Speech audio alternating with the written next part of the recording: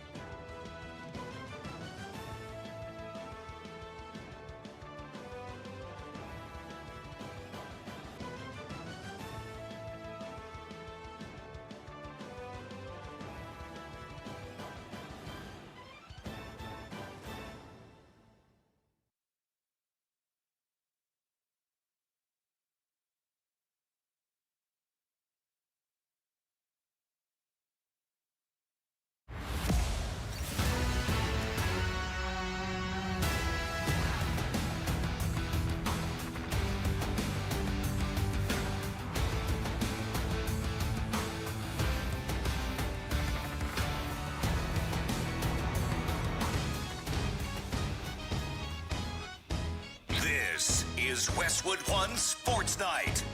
Here's Josh Graham. It is Westwood One Sports Night. We'll be with you until 3 a.m. Eastern Time. And 20 minutes from now, the top college basketball bracketologist, Mike DeCourcy from the Sporting News and Fox Sports, he'll be joining us to sort out where everything stands with Selection Sunday. Rapidly approaching. We're less than 3 days away from Selection Sunday, as crazy as that might sound. But first, another familiar face in the NFL is heading to a new place. As has been rumored for the last week or so, the Minnesota Vikings have signed Kyler Murray to a one-year contract, and all this deal does is reveal the ugly dysfunction within that franchise. A year ago, the Vikings, they moved on from Sam Darnold, and what happened? A year removed from 14 wins with Sam Darnold, this organization takes a step back. But the reason they do is because they had invested in the 12th overall pick. They invested in J.J. McCarthy a couple years ago. Darnold went on to win the Super Bowl with Seattle, while the Vikings went from 14 wins to 9 wins. And the lesson from this should have been, from Darnold's journey altogether, should be don't write off a guy when he's 23, 24 years old. If you feel this player has enough talent, enough goods to take 12th overall, you shouldn't be writing him off when he's 23 or 24 the way that a lot of us did when Sam Darnold was that age. Sam Darnold, believe it or not, is still only 28 years old, and he outdueled Matt Stafford in a championship game and just won Super Bowl 60. By adding Kyler Murray, the Vikings, they are pulling the plug on J.J. McCarthy. They'll tell you, oh, they're just bringing in added competition, and, oh, that's the best quarterback's going to play, yada, yada. They're proving they haven't learned their lesson. J.J. is a young 23 years old. His birthday was in January. He started 10 career games. His record is 6-4. He won the last 4 games of the regular season, closed the season on a high. But if you bring in Kyler Murray, as you just did, you're telling him he's going to start. That's the message that you're sending. Because Kyler Murray, he was petty on the way out of Arizona when he was benched by Jacoby Brissett. Look no further than how he handled himself at the Combine. You have Monty Ossenfort, the Cardinals GM, meeting with reporters saying that, yeah, Kyler and I, we have had talks and trying to figure out what's best moving forward. And you couldn't even let that pass. No, you had the leak that you haven't spoken to Cardinals leadership until the end of the season. And then you have to, the day after that, request to be released rather than traded, essentially neutering the team that drafted you and chose to give you a contract extension. That's not the guy you bring in to be the supporter. That's not the guy you bring in to help J.J. McCarthy along in any way. A player that you thought a lot of, that you invested in 12th overall, and now you're hitting with a baseball bat that you're kneecapping here. This reeks of dysfunctional, desperate organizational tactics. That's how this reeks. It's uncommon to bail on your young first-round quarterback this soon, especially when he hasn't been terrible. He has a winning record. He won his last 4 starts. He started 10 games. He's been a good teammate by all accounts. That's what Jordan Addison was saying in the offseason. Don't really see guys. This isn't Anthony Richardson not wanting to go back into a game. This is totally different. And J.J. McCarthy won a national championship at Michigan. Anthony Richardson was losing to Vanderbilt before that was cool and he had 1 season of reps. It's not nearly the same situation we're talking about here. Also, it's almost like this is a franchise that fired its GM in very late January, has an interim that's leading the team through the draft. It's almost like their head coach feels as if he's going to be fired if he doesn't make the playoffs this year. Thus, they're panicking, and they're trying to microwave this thing. They're trying to find a short-term fix. And generally, that doesn't go well.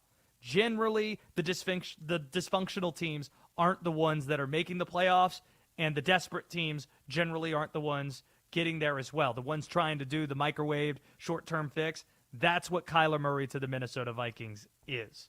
But we did hear from Kyler today. Kyler Murray, this is, again, it's hard not to roll your eyes when you hear this.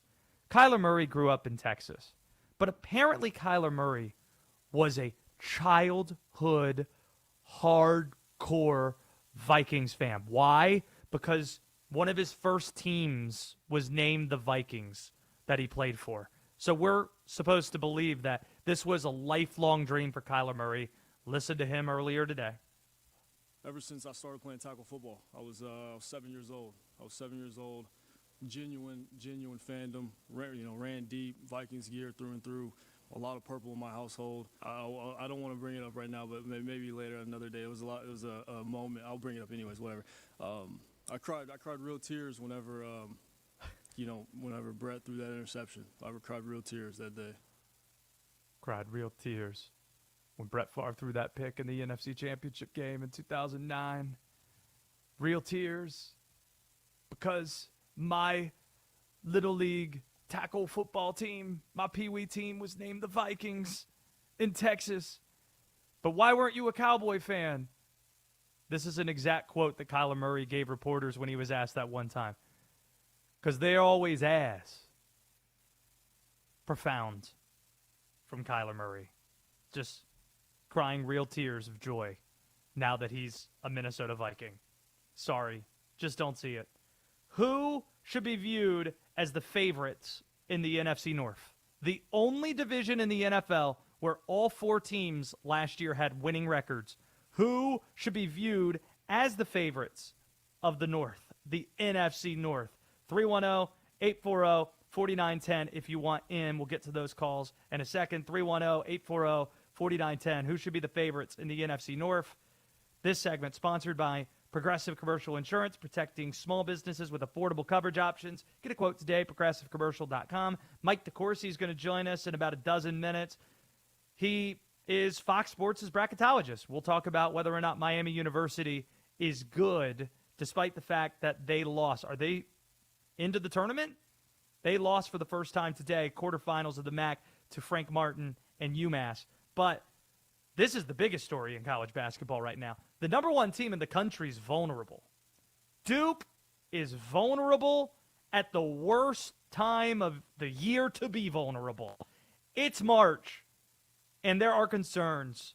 And it's likely, these concerns are likely going to cost them a shot at winning a national championship. They are currently without not 1, but 2 starters. They're playing with 7 guys at the ACC tournament in Charlotte this week. Their center, Patrick Gamba, has had a lingering foot issue that has him out this week. But the feeling around the program is a lot like when Cooper Flagg was handled carefully during the ACC tournament a year ago. He's going to be fine for the NCAAs. That's the good news for Duke. The larger concern is that junior point guard Caleb Foster, who fractured his foot against North Carolina last Saturday, he's likely not going to return this season. You know the expression that guards win in March? Well, right now, if Caden Boozer goes down, their freshman point guard, or if he gets in foul trouble, Duke does not have another point guard on its roster. They've got one. It's Cam Boozer, or it's Caden Boozer. If Caden Boozer's not out there as the point guard, his brother Cam, who should be the National Player of the Year, he might have to play point center. Not a joke. That's where Duke's at right now. Tonight's quarterfinal win against Florida State, alarming. The Seminoles, 18-15 this season. This is a team that's led by first-year coach Luke Laux. They're not supposed to be doing much right away. However, playing for the second straight day, the Seminoles led by 8 points with nearly 10 minutes to go. They also had the ball with a chance to win the game at the buzzer. Robert McRae just happened to miss. If it wasn't for Isaiah Evans going for a career-high 32 tonight, Duke's cooked. Duke loses in the quarterfinals. Now listen, this isn't something exclusive to Duke. A big story in college basketball that's not being discussed enough, how a lot of the best teams, hamstring by injuries, bitten by the injury bug. It's bitten especially noticeably this year. Michigan has point guard problems. Elliot Cadeau, not the most reliable point guard. Their backup point guard is LJ Kaysen, sixth man. He tore his ACL a few weeks ago. Texas Tech had JT Toppin. He was maybe the second best player in America. He's out, hurt, not returning, tore his ACL. BYU star Richie Saunders, he went down with a season-ending injury. Caleb Wilson at North Carolina, top 5 draft pick, broke his right thumb after breaking his hand a few weeks prior. And don't forget, Gonzaga's been without arguably the best player on their team, Braden Huff, for the last couple of months. So consider all of this when you're filling out your March Madness brackets, that a lot of the teams at the top, unlike what we saw in the tournament last year, they're pretty vulnerable. 310-840-4910. Let's go to Mitch, who is in Columbus, Ohio. Well, nope, he's not in Columbus, Ohio anymore because we lost him. 310-840-4910. Denton Day, he is the producer of this program.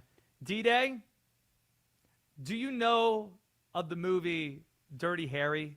Have you ever seen Dirty Harry with Clint Eastwood back in the day? No.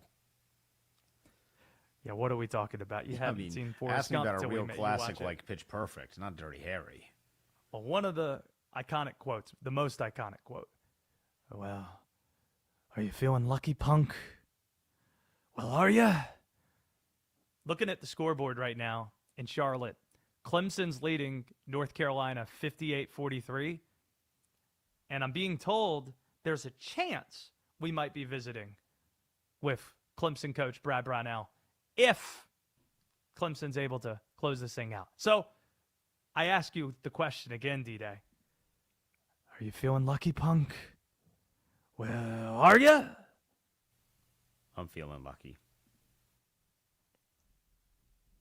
We'll see how the rest of this game shakes out. Make sure if you haven't already, you're subscribed to our YouTube channel. Those numbers continue to be going up. It's the perfect way for you to chime in. Our podcast as well. Just search Westwood One Sports Night. Apple Podcasts and Spotify, but also YouTube. That's where you can watch the show in addition to listening to it. It's tremendous to see the growth on that platform, and you could be a part of it as well. Speaking of college hoops, the biggest story in the sport today was that Miami University suffered its first loss in the quarterfinals of the MAC tournament. But does that mean that they could miss the dance altogether?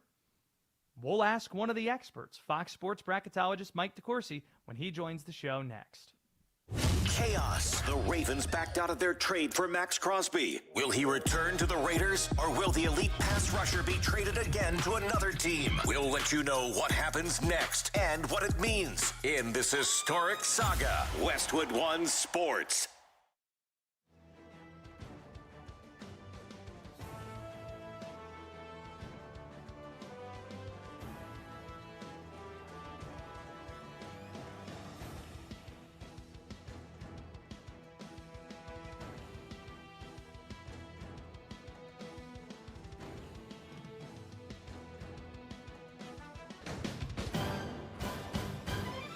At the tone, the broadcast will begin in 4 minutes, 30 seconds.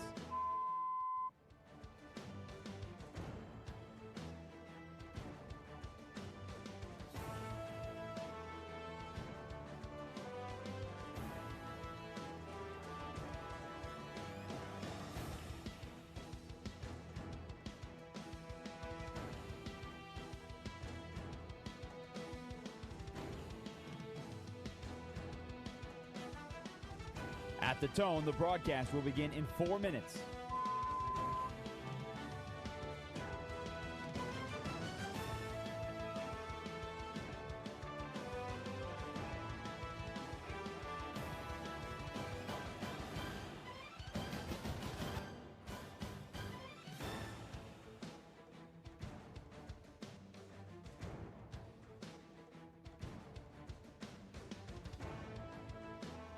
At the tone, the broadcast will begin in 3 minutes and 30 seconds.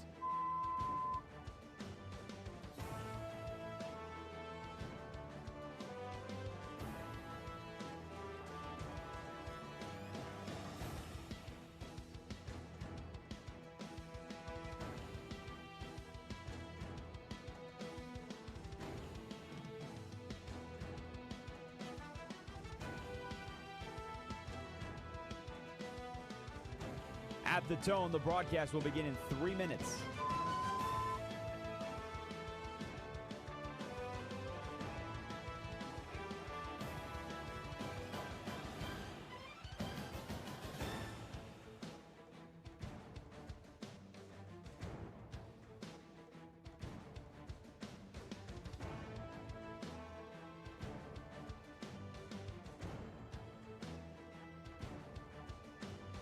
At the tone, the broadcast will begin in 2 minutes, 30 seconds.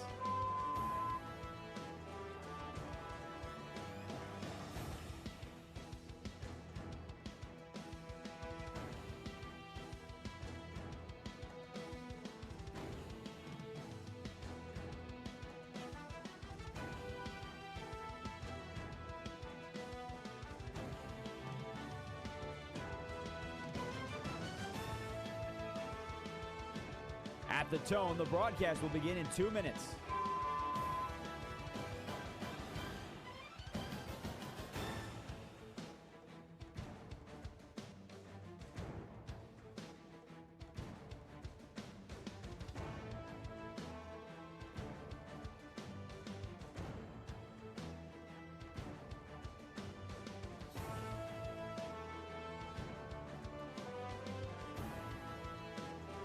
At the tone, the broadcast will begin in 1 minute, 30 seconds.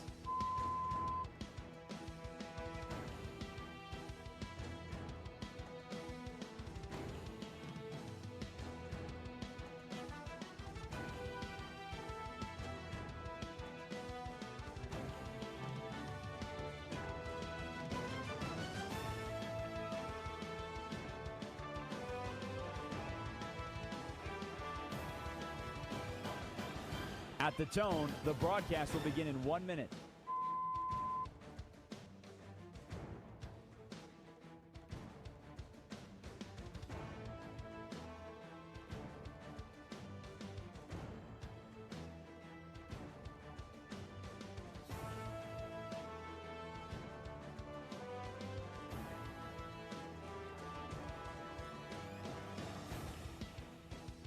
Stations, this is your final time check. At the tone, the broadcast will begin in 30 seconds.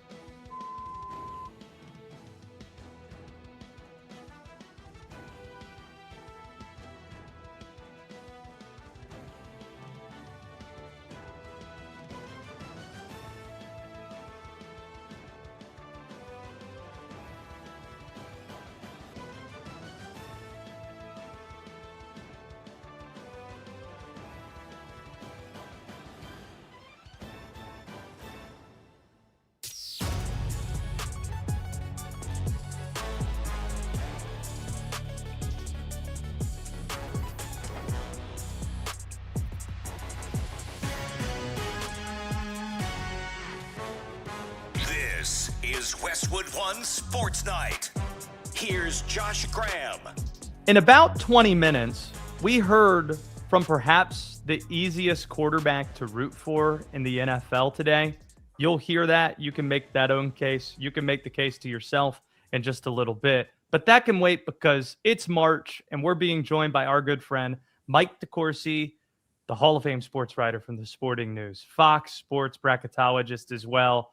And let's just, right out of the box, get to the million-dollar question everybody's asking today. After Miami University's loss in the MAC quarters, Where do you project the Red Hawks to be on Selection Sunday, less than 72 hours from now? Well, do I get $1 million if I answer this question correctly? I Great question. think that's a fair deal. I expect. To quote Forrest Gump, they must keep that money because I hadn't seen a dollar or a nickel of that money. I suspect that they will be on the 11 seed line, one of the last teams to not have to play a extra game in the first four in Dayton. That's my belief at the moment. It could change based on results elsewhere, although we're running out of results, so to speak, because so many of the teams that are on the bubble or aspire to the bubble have lost and lost very early in their conference tournaments. In a lot of instances, lost to unimposing opposition. This was the stat I came up with late Wednesday night, that there were 16 teams, major conference teams. I believe it was, 14. There were 14 major conference teams ranked between 40th and 60th in wins above bubble that played on either Tuesday or Wednesday of their conference tournament, which you're playing Tuesday or Wednesday, you're not up there with the heavyweights. Okay. So 14 teams played on one of those 2 days, and 11 of them were eliminated. There were only 3 left of that group after Wednesday. And so the reality is, for most of those teams, they hadn't really done enough to feel comfortable. And now they have no chance to do anything more except talk. I got off, I was on the Fox Sports on FS1 bridge show between the first evening quarterfinal and the second evening quarterfinal at Madison Square Garden. And Dan Hurley, before I got on, joined the crew and talked about how after the Marquette game, how disappointed they were. And they tried to regroup. And one of the things that he said was, we have been, I shouldn't say you, he said, we have been one of the 5 best teams in college basketball all year. Let's go out and prove it up in New York. And I just love that, Josh, because he's the only coach in all of America this week that was honest about his team.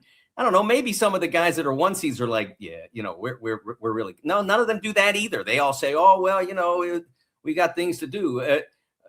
So no one is honest except Dan saying, like, we know that we fell off that line, and we're not sitting here saying we should be on it. We have to go grab it and hope it's there to grab. And I really respected that. A quick drive-by on that. How firm do you believe Duke, Michigan, Arizona, and Florida to be the 4 number 1 seeds? The first 3 are done, over. Arizona has already played, so they played their quarter. Duke played their quarter. Arizona won easily. Duke struggled but won. So they would have been over even without those wins, but they got them. And then Michigan plays Friday. I don't think they don't need that win. But here's a stat courtesy of the great Dave Warlock, who runs the PR for the NCAA tournament and other things at the NCAA. But that's his primary duties, is running March Madness media relations. No team since the dawn of the expanded bracket era, 1985, no team has won the championship after losing in their conference tournament quarterfinal. So Duke avoided that, and I was thinking about that as they were struggling. Arizona, no trouble. And then Michigan plays on Friday in Chicago in the Big Ten, and it's up to them to get through that game. Why hasn't that ever happened? I suspect, I think of Pitt 2011, a team that, man, to get a 1 seed, like, they should have planted a flag right there. And of course, their fans thought, well, why aren't we on the final? No, man, you were never that team. Like, you were that team, but you were never that good. Like, your talent wasn't there. And you just super overachieved to win the league that year, to win the Big East. And then you lose in the quarterfinals because Kemba Walker gets caught in a switch, or catches Pitt in a switch and breaks the big guy's ankles and hits a step back, and they win. And that's often what happens when a team that's that's really not a great team, but earns a 1 seed, that's what happens to them. Is that how you feel about that fourth number 1 seed, whoever gets it? No, I like them both. I think they're both terrific. First of all, Florida has to play Kentucky now. They have to play them, so that's another team that has to win their quarterfinal to show that they're worthy of a championship, I guess. And UConn already has, although theirs wasn't much of a challenge. They played a 10 seed in their league in Xavier, but they're through it and on to the semis. But I like both teams, and I think UConn is more problematic as a team because they offensively, they are somewhat erratic, and they're waiting for Braylon Mullins. They're not waiting like at a bus, but they're trying to get Braylon Mullins there. They're trying to get him to be the player he's capable of being, because if he is, that gives them the gear they need to maybe go win this thing. I don't think they can win it without Braylon coming into the NCAA tournament and on balance shooting ballpark 40% from 3 and being very efficient as a player, which he hasn't been lately.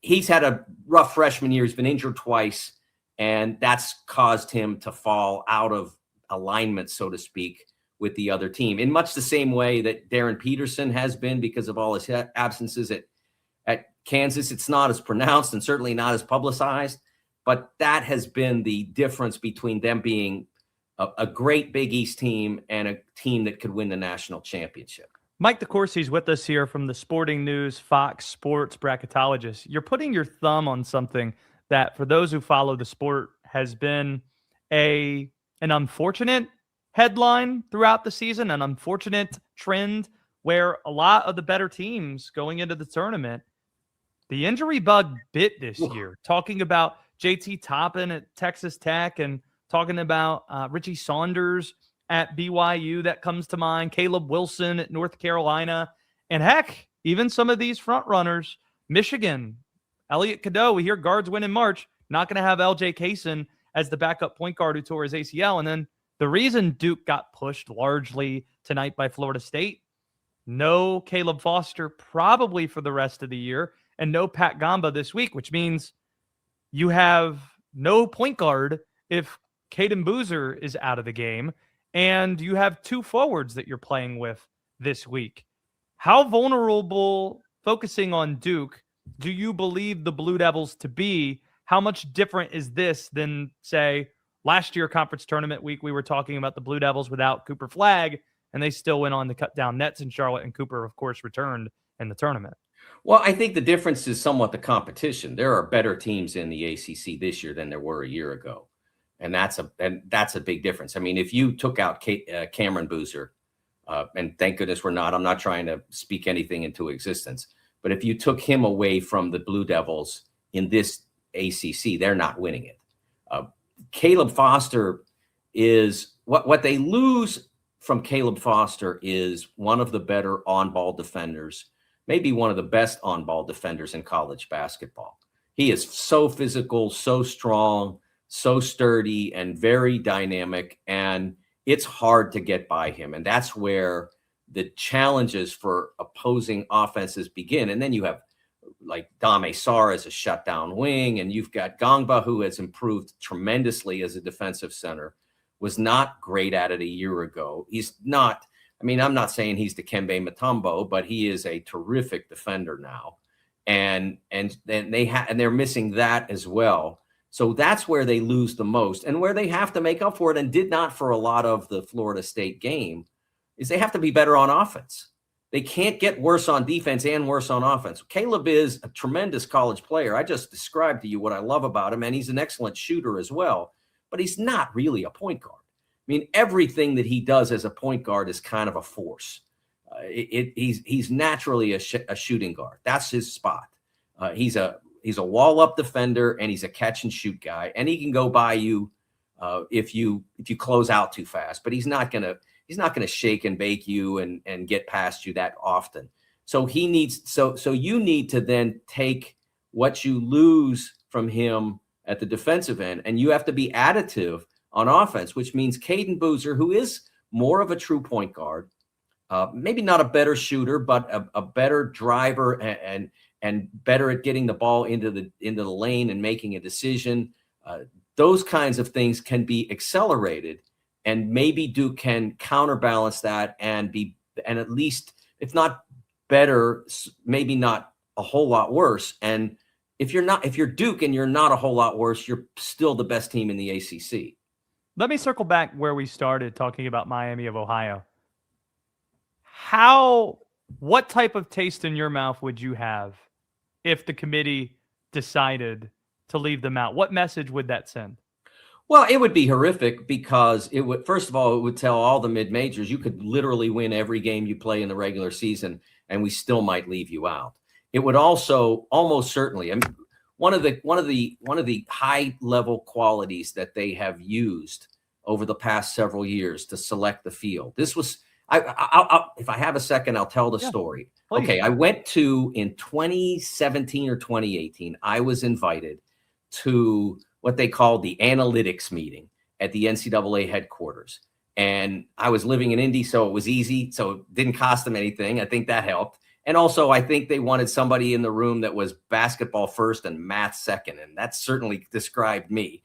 And they came about to the idea that they wanted to have a new metric. And that's where the net became the idea. Now, it wasn't really what we in that room said. That the math guys said, don't try to squish predictive and resume metrics together.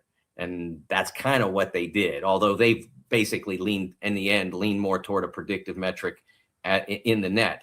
But the team sheets gradually morphed into split between predictive metrics. The team sheets are the tournament resumes. Predictive metrics like Ken Palm, BPI, and now Bart Torvik's T-Rank. Those three are on there. And then the resume metrics, which for a while there were only two, KPI and strength of record, but they came up with wins above bubble. They licensed that, I guess, and now that's on the team sheet. And that metric is very important to the selection of teams. Last year, how did Carolina get in? I mean, there have been lots of theories about that, but one of the elements that was in their favor was that they ranked among the at-large candidates in that pool in wins above bubble. That was one of the things that was in their favor. Right now, or as of Thursday morning, before they played the game against UMass and lost, they were 31 or 32 in wins above bubble. You're not falling 15 spots with that loss, as disappointing as it might have been. They're not going to fall to a non-field position, especially when there aren't teams behind them that are winning. So they're probably going to wind up 36 or 37. Seth Byrne, who invented wins above bubble, said on Twitter that he hadn't done the calculation yet for that game and what it would mean, but that he did not see them anywhere near Dayton. That was his quote on Twitter. He didn't see them going anywhere near Dayton with the decline, whatever decline it was, that they would take from this game. So they would be rejecting their own principles if they didn't take Miami into the field. Not just the 31-0 regular season, but also their own principles, where that metric and the ones associated with the strength of record, which is an ESPN deal, has Miami 21st. Like they don't think that Miami's regular season was a joke. The strength of record formula, which I've always really appreciated, it really embraces Miami. So everything about what usually gets you in says they're in. So if the committee said no, it would be, I think there would be outrage. What would be a bigger crime? Miami of Ohio not in the field, or one battle after another on Sunday not winning Best Picture? No, there are other good candidates for Best Picture. I think that Sinners would be a worthy winner. They're a better a candidate on than any of the bubble teams. Better. That's not Auburn. That's not an Auburn type of movie. No. Sinners was an excellent movie. I'm not the biggest horror fan. It is easily my least favorite genre of films. And so I didn't love all of that, but I thought it was a wonderful picture, unbelievably well acted and performed. The music was astonishing. If Michael B. Jordan doesn't win because they're trying so hard to get Timothée Chalamet an Oscar, Michael B. Jordan's performance was 3 times as good. Thank you. And technically it was twice as good because he was 2 different guys, but it was really 3 times as good because it was that good. He has to win. And like if somebody said Train Dreams is going to win, I'd be like 2 thumbs up. I thought it was such a fascinating movie that anyone would make that movie in 2025 when everybody says nobody makes movies like that anymore. Hey, they never made movies like that, where it was so quiet and such an understated story. And there was no, it was not about ripped from the headlines, or I mean, it was just a quiet story that was beautifully shot and beautifully performed. Disappointed he didn't get a Best Actor nomination also, but then I saw Begonia, and I realized that wasn't even the biggest snub for the Best Actor. There were others out there that had done even better work than that. So I just think that all in all, it was a really good year at the top, not so great at the bottom, but at least my thank you to the Academy. I will thank the Academy for not making me go watch another Avatar film. Thank you very much, the Academy. I really appreciate it. Mike DeCourcy watches all the Best Picture winners each year. Very good at the top, not so good at the bottom of the field. It does sound a lot like college basketball. Mike DeCourcy, Fox Sports bracketologist, also the Sporting News. I think if we had to put it in order, basketball first, math second, movies third. We have those rankings as well. Mike, it's good to see you. Thanks for always making the time. I'll see you in Indy. All right, Josh, look forward to it. Got it. There goes Mike DeCourcy. Appreciate you for the visit. Now getting to what we promised, perhaps the most relatable quarterback in the NFL spoke today. You'll hear from him. We'll react to him next on Westwood One Sports Night. Conference tournaments are happening now. Who's in? Who's out? And how should it impact your bracket? March Madness is upon us on your official home of the NCAA tournament. Westwood One Sports.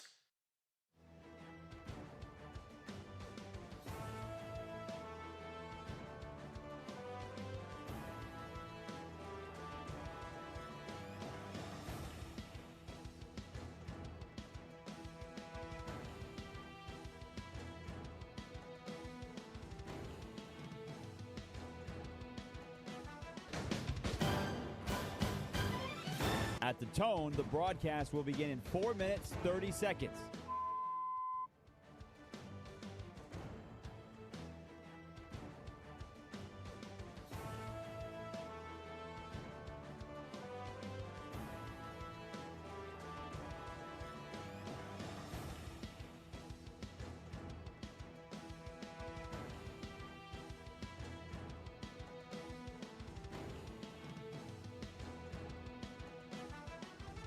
At the tone, the broadcast will begin in 4 minutes.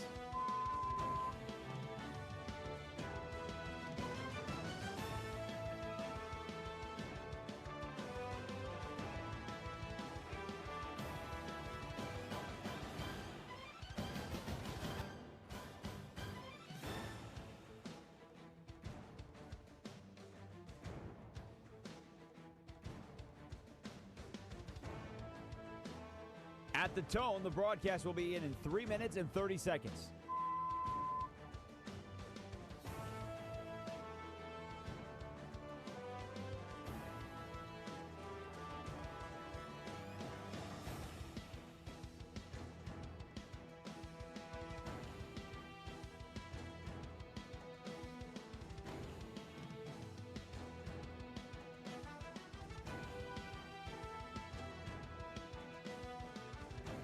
At the tone, the broadcast will begin in 3 minutes.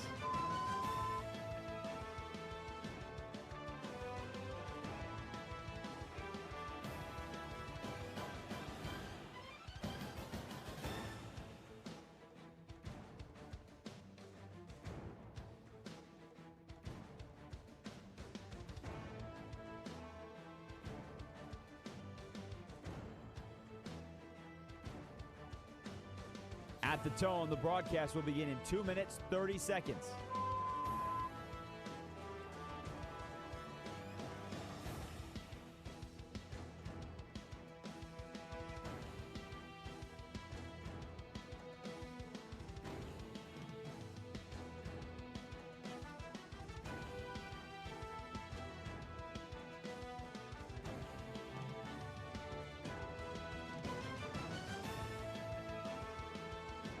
At the tone, the broadcast will begin in 2 minutes.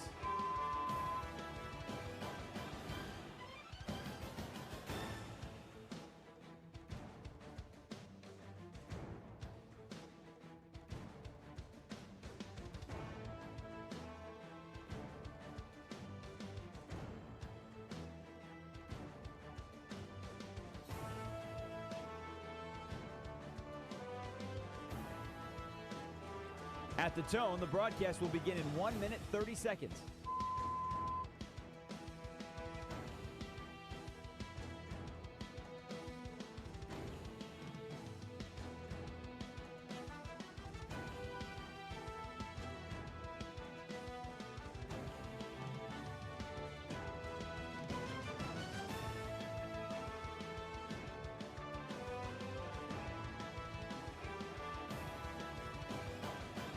At the tone, the broadcast will begin in 1 minute.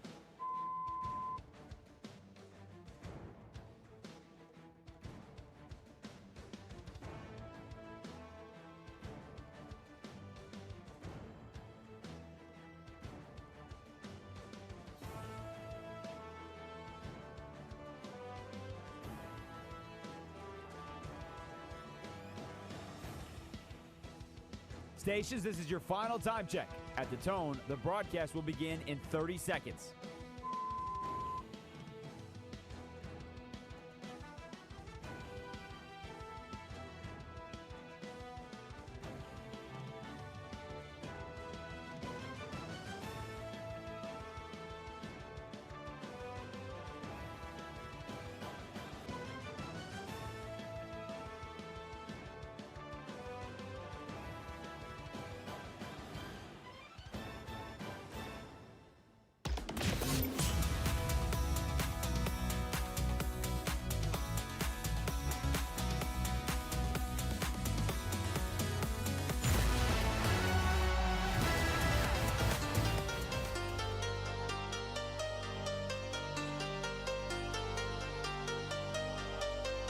This is Westwood One Sports Night.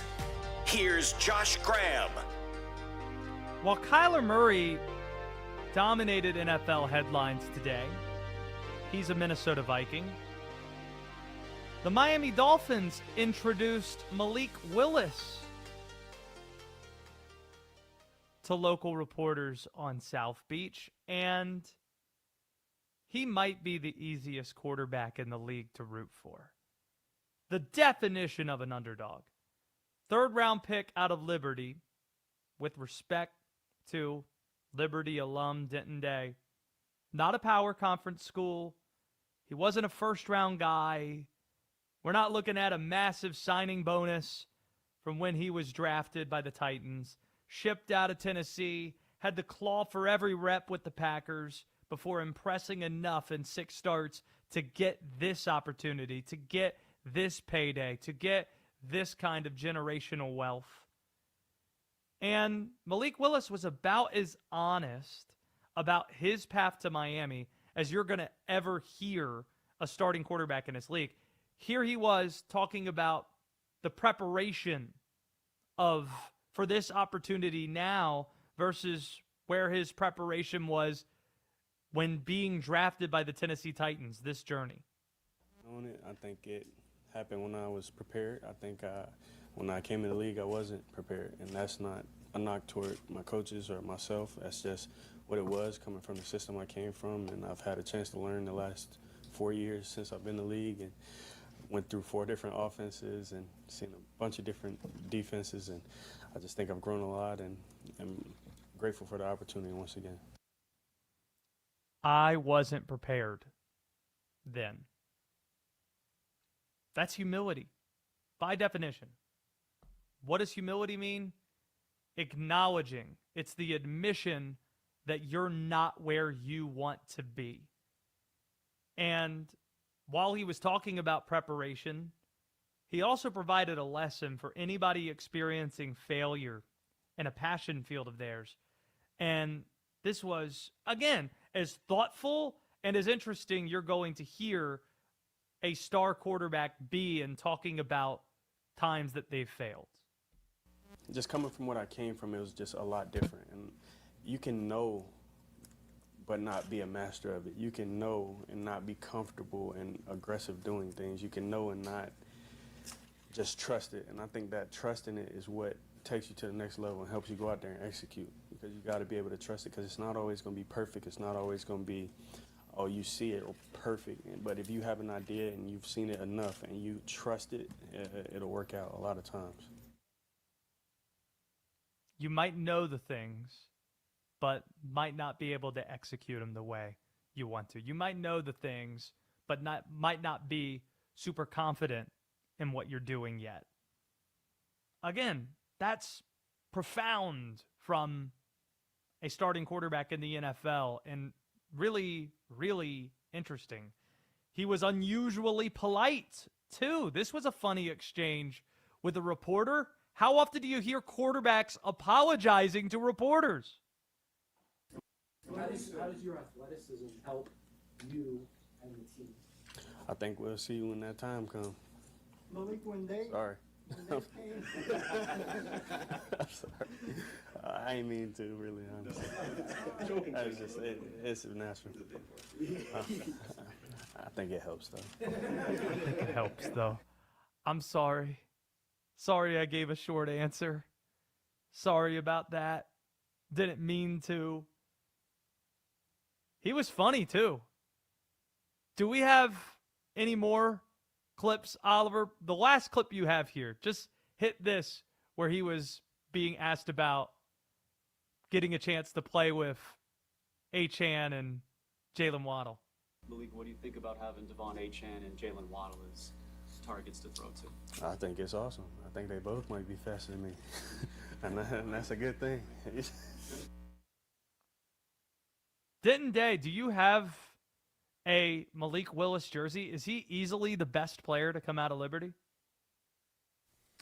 He's definitely the highest paid player to come out of Liberty. I mean, Rashad Jennings was pretty good. He was around the league for a while in Jacksonville and in Las Vegas, and he got a couple of contracts. So, Malik needs to play just a little bit longer, but he's on track to become the best one. I don't really buy jerseys anymore because I'm an adult, but I do love Malik Willis.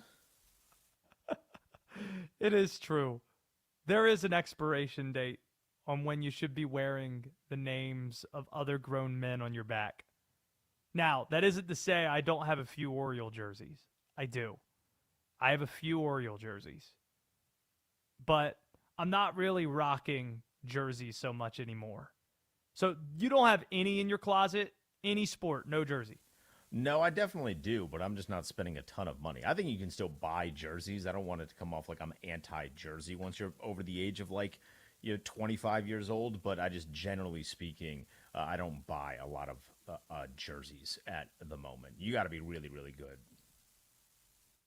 Now I'm curious. What do you have? I haven't bought a jersey in probably 5 years, but you got an Ovechkin jersey. I'm from DC, so you got to have... Sure.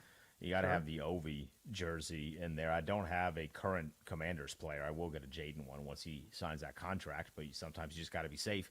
I have a Sean Taylor jersey. I got a John Wall High School jersey, a John Wall All-Star jersey. You have a Word of God John Wall jersey? Of course. Who doesn't? That's sick. Yeah, purple. It's beautiful. That is awesome. Do you know what isn't awesome? Remember when I was talking about how lucky I feel about Clemson basketball beating North Carolina and maybe us finding time for Brad Brownell at some point during the show? It's a 3-point game, Denton Day. Is Clemson Clemsoning? Is that still a thing? Not a basketball thing, but it is worth noting. Do you know when the ACC was founded? Would you like to guess a year? I'm going to say 1946. Close. 1953. The first ACC basketball tournament was in 1954. Clemson is one of the founding members of the ACC. The only founding member that still has never won an ACC men's basketball tournament. They didn't win one with Booker and T.O.? Lost to Tyler Hansborough in the championship game. That's the right. only time they've ever been to the championship game. They've never even been to the championship game again. And right now they're looking to hold on, up 3, with a date with Duke on the line tomorrow night. Chance to get back to the ACC championship. It does seem wide open. It'd be a beatable Duke team with all the injuries. That's it. That's it. Who look at and say you can't beat at this point? It seems wide open in Charlotte.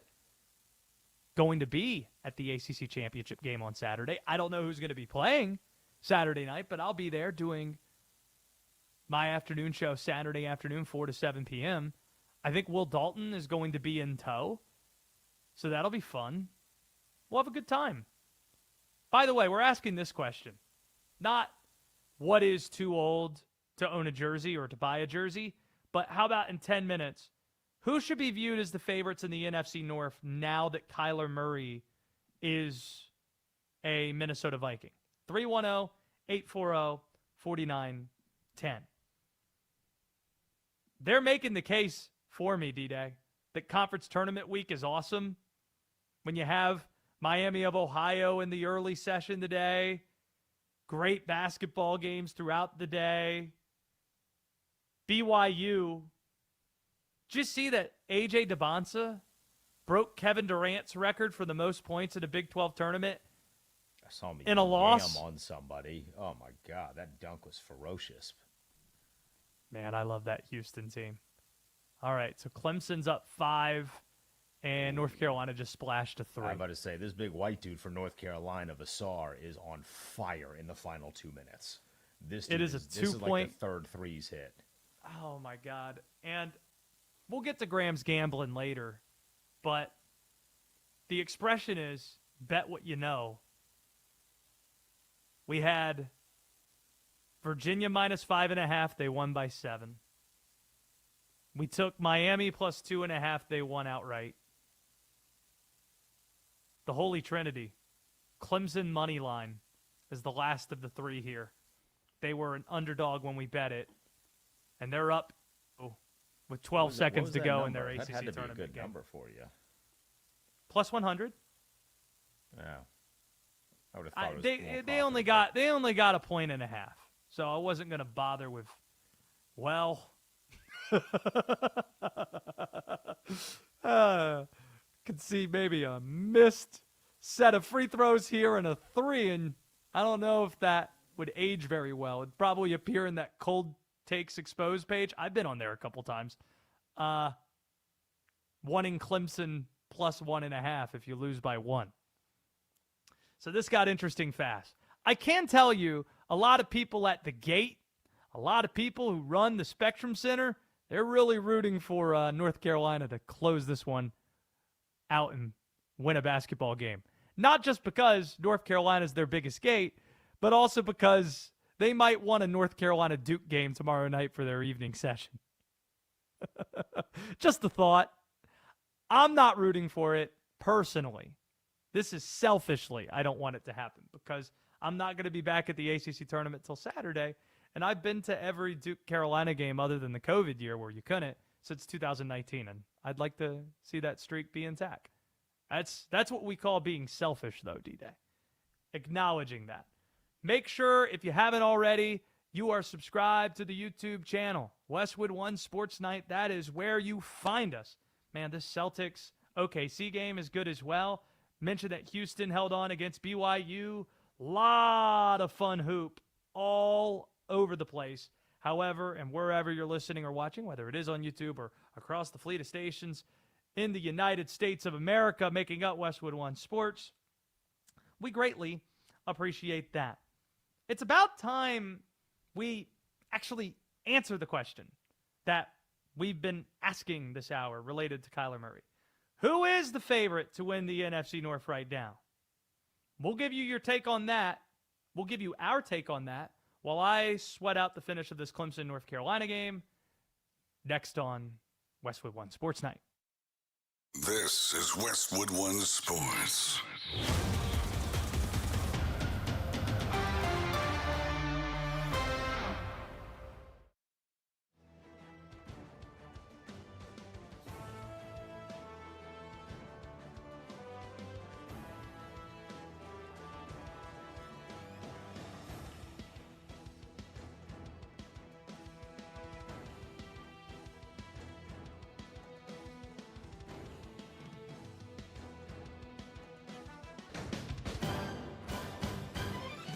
At the tone, the broadcast will begin in 4 minutes, 30 seconds.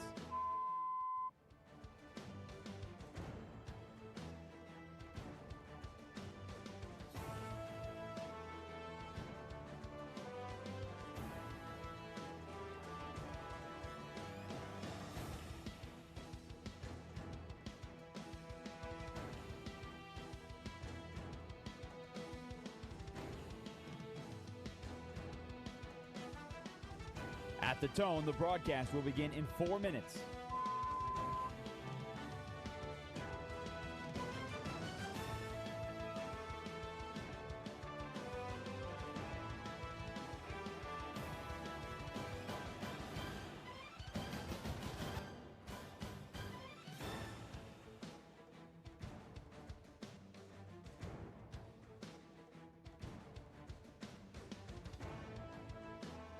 At the tone, the broadcast will be in 3 minutes and 30 seconds.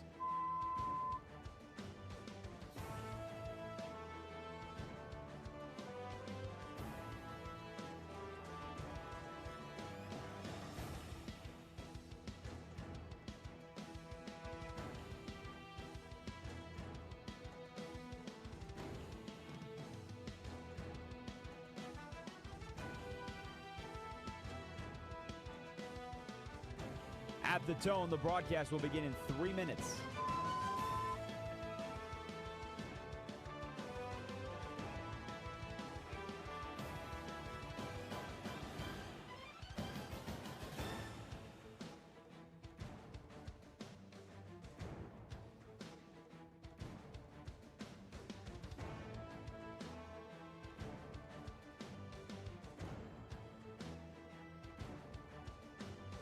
At the tone, the broadcast will begin in 2 minutes, 30 seconds.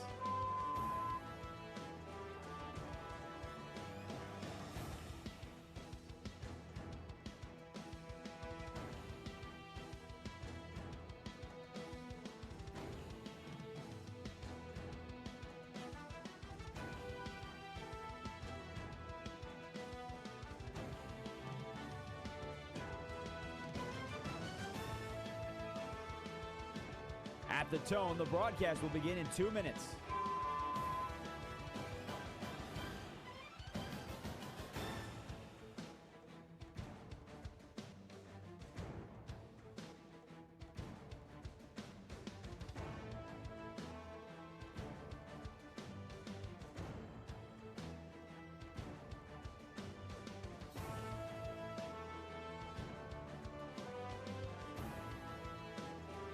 At the tone, the broadcast will begin in 1 minute, 30 seconds.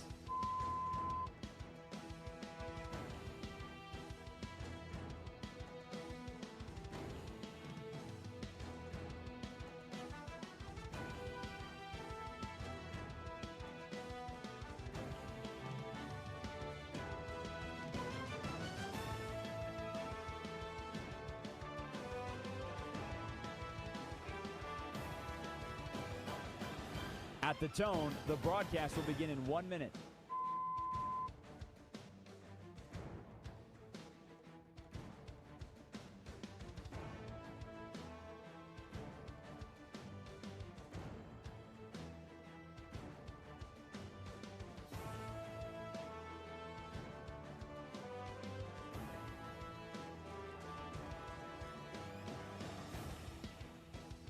Stations, this is your final time check. At the tone, the broadcast will begin in 30 seconds.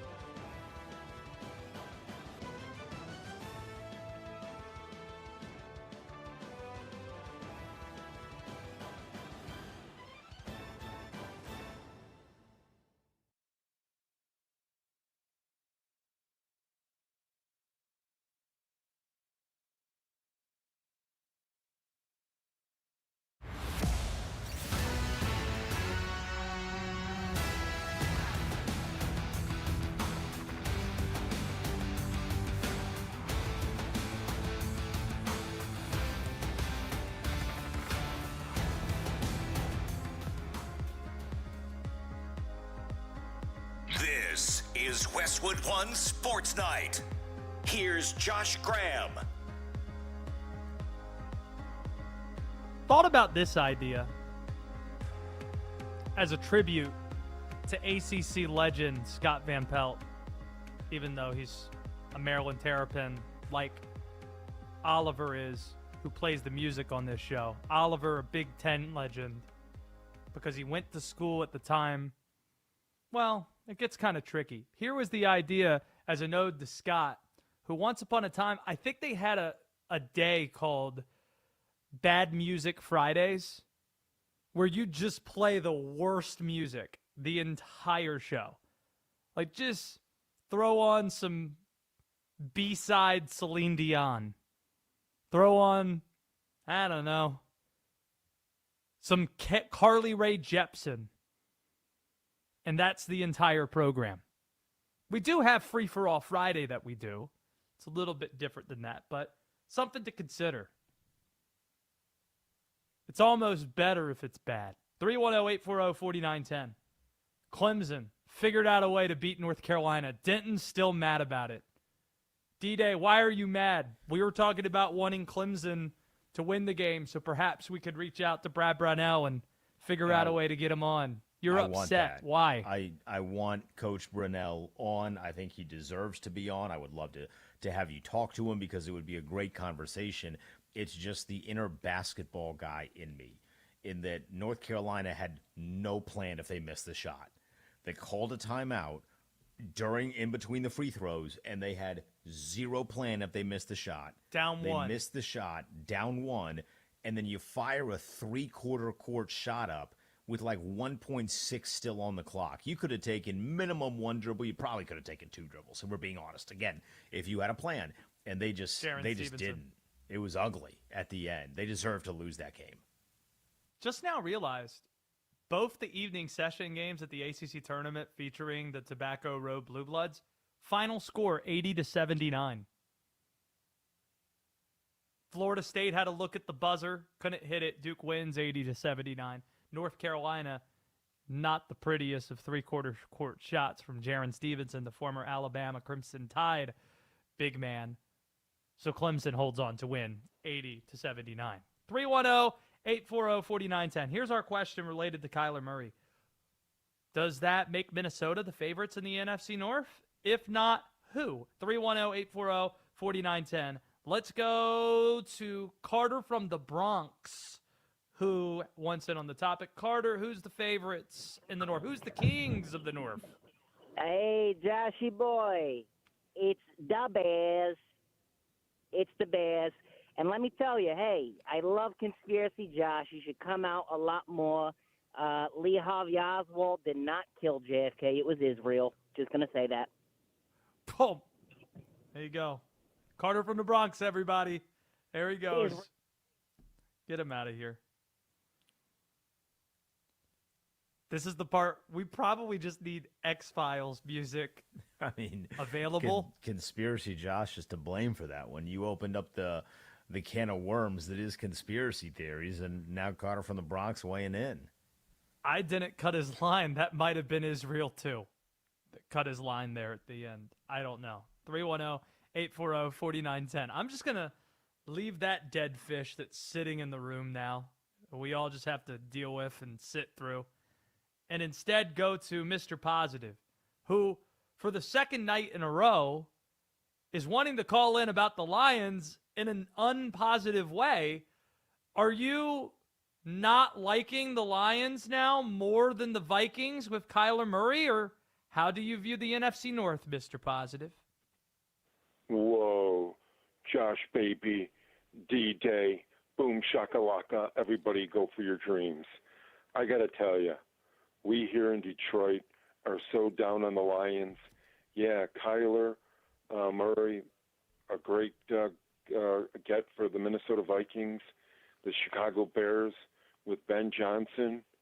The Lions could end up in last place. I mean, here's the thing.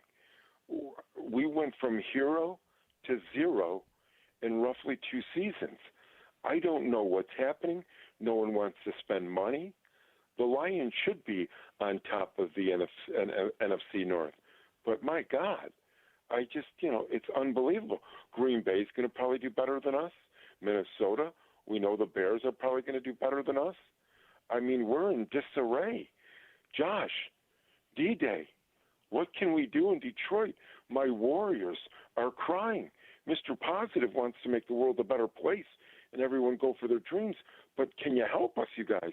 What do we need to do? Appreciate the call, Mr. Positive. Here's where I am on the NFC North. It is the most unpredictable division in the league.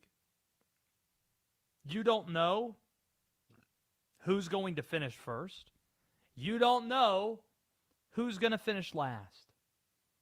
All 4 teams in the NFC North sported winning records last year. No other division can say that. They were all within 2 games of each other. So you could make a case for any of the 4 teams to win that division. Yes, even the Detroit Lions.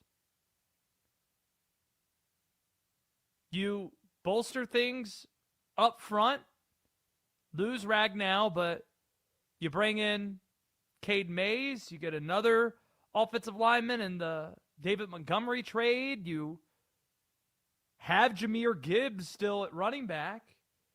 They've got enough firepower in Detroit. Wouldn't completely write it off the way that Mr. Positive laid it out there. D-Day, have you noticed Mr. Positive not super positive the last few days? I wouldn't be either if my quarterback was Jared Goff. Well, I mean, Jared Goff's a fine quarterback. He's fine. Exactly. He's fine. He's not good. He's fine. Well, a fine quarterback just won the Super Bowl, and he's been to the Super Bowl, and he probably should have been to 2 if it wasn't for Dan Campbell's crazy-ass 4th down decision-making in that game against the Niners. You could argue he Can't should really have been put to it. Indy because he was the product of that crazy pass interference no call. Jared Goff is great when he has a great offensive coach. Ben Johnson, Sean McVay. Outside of that, he's not that good. Pacheco they added from the Love him. Chiefs. Laporta, still got him around.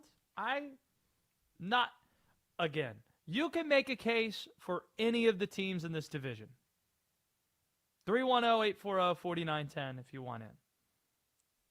Personally, the Bears should be viewed as the favorite. The favorites, plural. Caleb Williams, he has the highest upside of the 4 QBs. He also might have the best coach in the division. They are the reigning division champs for a reason. In terms of who's in the cellar, Green Bay or Minnesota. I still like the Lions more than I like Green Bay and Minnesota. Still do. Green Bay, they've been accepting mediocrity a lot of late. 3 straight years of being a 7 seed in the NFC playoffs. Horrific blown lead against the Bears in the playoffs, a game that you should have won. The Vikings, they have the worst quarterback situation in the division. Turmoil behind the scenes, dysfunction, it seems, everywhere. Fired your GM on January 30th. You're not replacing him until after the draft. It's not exactly what you're looking for. But you tell us, who should be the favorites to win the NFC North division? 310-840-4910. Because of all this college basketball, I've been distracted. I haven't been paying close attention as I should to the NBA tonight, the college basketball that we've seen. Haven't been seeing. It's tomorrow night that you have USA and Canada, correct, Oliver? Is that an 8 o'clock first pitch tomorrow night? And what were you telling me, Oliver, about Korea and their starting pitcher? Sorry, taking a call. Korea's starting pitcher is going to be Hyunjin Ryu, who me being a Dodgers fan knows very well. You being an Orioles fan saw him pitch, I assume, a handful of times against your Orioles when he was at the Blue Jays. Yeah. But he will be the starter. And then Christopher Sanchez, I believe, will be the starter on the other end. Sorry to interrupt your phone call taking. You can get back to the phones No, at don't worry. 310-840-4910. That was just a great note. I didn't want to steal your thunder there, so to speak. So at least I wasn't missing out on the World Baseball Classic results, since it takes the night off. You got Korea, Dominican Republic, and the U.S. facing Canada in the quarterfinals tomorrow night, 8 o'clock on Fox. 310-840-4910 if you want in. Let's go to Patrick, who's calling from Alabama, wanting in on the NFC North. Who are the Kings of the North, Patrick? 310-840-4910. We don't have Patrick. Should we try Jermaine? Let's go to Jermaine, who's in D.C. Jermaine, what are your thoughts? We've been talking about the Lions quite a bit, trying to talk Mr. Positive off a bridge. Where are you at on the Lions? What's going on with the phones here? So we lost him. Let's go to Travis in Michigan. So we heard from one Lions fan who's not so optimistic. Are you optimistic, Travis, about the Lions? So this is my first time on the radio, but yes, I am. I mean, obviously we got work to do, but I think the take that Goff is the top 8-7 QB. Obviously we got to figure out the line, but I guess I'm kind of nervous, but well, I'm thinking about it. You say top 8. My issue is once you get past the top 4, maybe 5 guys, I think the discrepancy and difference between 6 and 16, you could talk me into any of those guys. If you want to say C.J. Stroud is a top 8 quarterback, I might believe you. If you want to say Baker Mayfield is close to that, or Dak Prescott, I don't see a lot of difference between those guys and Jared Goff, to your point. No, I like all those guys. I think the whole thing, like, do we really think Kyler Murray is going to – I mean, the guy quits in October every year once Call of Duty comes out. I mean, I don't know. I'm not worried about the Vikings. I think JJ will end up being all right. I'm a Michigan fan. But I think – I don't know. Obviously, Brad Holmes has been kind of snoozing so far, but obviously he's had some good draft classes in the last few years. 2024 was kind of a dud, but with the defense, they're going to have to figure out what they do there. But I think Lions should be the favorites, maybe. I don't know. NFC North. I'd still probably go Chicago. Okay, yeah, I lived in Chicago I can't stand the Bears, and I do like Caleb Williams. I think he's going to be great. By the way, I hope this was a pleasant first call into the show. Yeah, no. I hope this was a pleasant first call. It's good to have you. Great call. 310-840-4910. Just because we lost Patrick a second ago, let's go to Patrick this time. In Alabama, Patrick, I don't know who cut the phone lines. I think Carter from the Bronx might have some potential candidates from earlier in the segment. But Patrick, what do you have for me on the NFC North? Yeah, everyone's overlooking the Packers, I think, man. You know, I know we got Jordan Love that's only good during Toyotathon and lost to Romeo Dobbs and, free agency. I think he's overpaid for a guy never going over 100 yards or having a 1,000-yard season in 4 years. But I don't know. I think they're just overlooked. But here's the thing, and I appreciate the call. It's good to hear you from Alabama. They haven't finished better than 7th in the NFC, and there's nothing they've done to really inspire confidence in that. Okay, you did draft Golden from Texas, so you invested in a receiver finally, so you let Romeo Dobbs leave the way you did. Okay, that's all good and fine. But nothing makes you, given how it ended last year, nothing gives you a jolt to think that they're going to go from what they were to the top of the NFC North. Nothing about it. Let's go to Jermaine, who we had just a moment ago from D.C., but then lost. This is a segment about redemption. We lose people, and then they come back. Jermaine, Let's make it a good one. What do you have on the Lions? Yeah, I think it's a conspiracy. Somebody they dropped me. We're not going to define who they was, but you could just tell us what you have with the NFC North. Why don't you?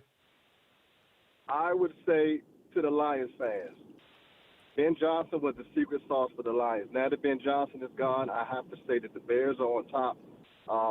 Everybody looks at Dan Quinn as the secret sauce. I think it was Ben Johnson. So the Lions, I think, are going to come in last. I like the Bears to win the NFC North. All right, I'm with you, man. I like it. Appreciate the Dan, call. You riding around in D.C. right now? Sounds like it. We're in the car riding around. What better than throwing on Westwood One Sports Night and just, firing off some takes. That is our question of the night here. Who should be viewed as the favorites of the NFC North? 310-840-4910 if you want in. Eric Spoelstra. He's heard some of the Bam Adebayo 83-point critics. He's heard from the critics. He has a message for them. You'll hear that. We'll react next to Westwood One Sports Night.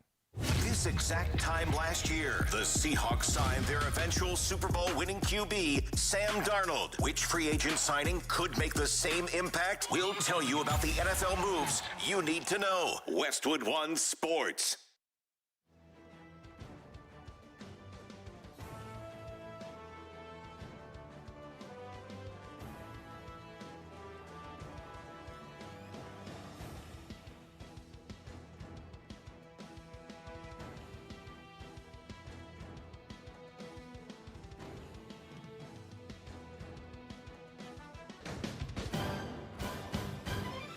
At the tone, the broadcast will begin in 4 minutes, 30 seconds.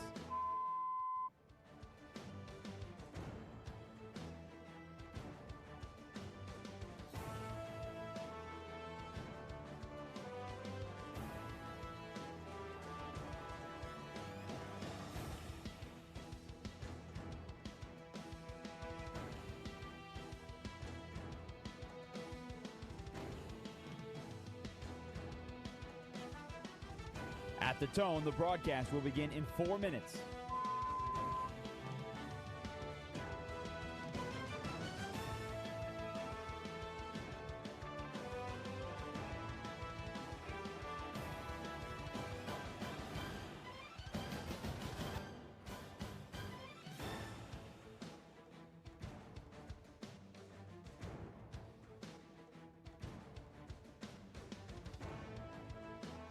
At the tone, the broadcast will begin in 3 minutes and 30 seconds.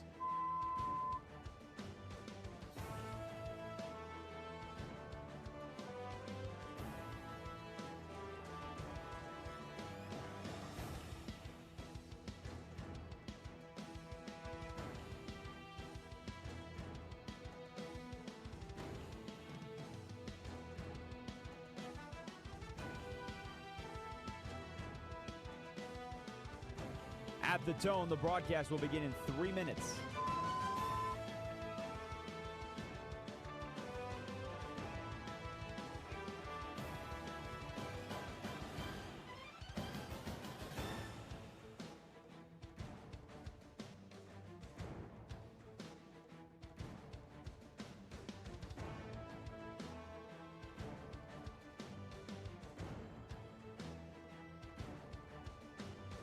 At the tone, the broadcast will begin in 2 minutes, 30 seconds.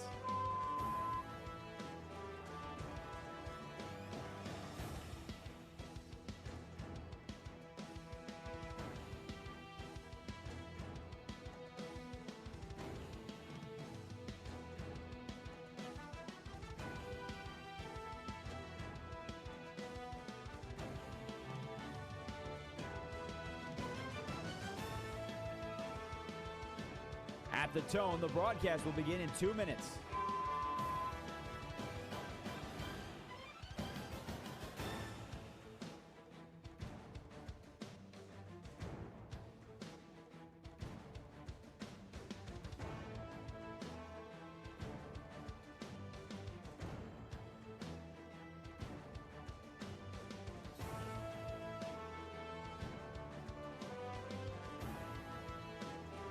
At the tone, the broadcast will begin in 1 minute, 30 seconds.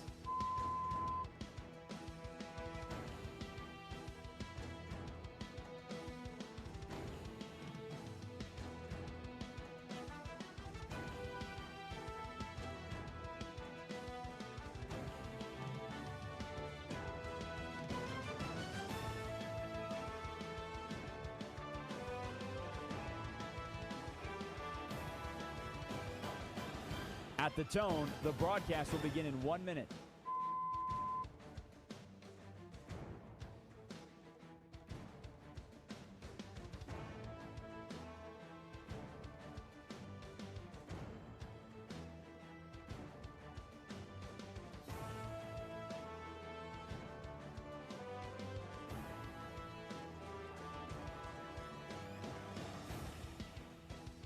Stations, this is your final time check. At the tone, the broadcast will begin in 30 seconds.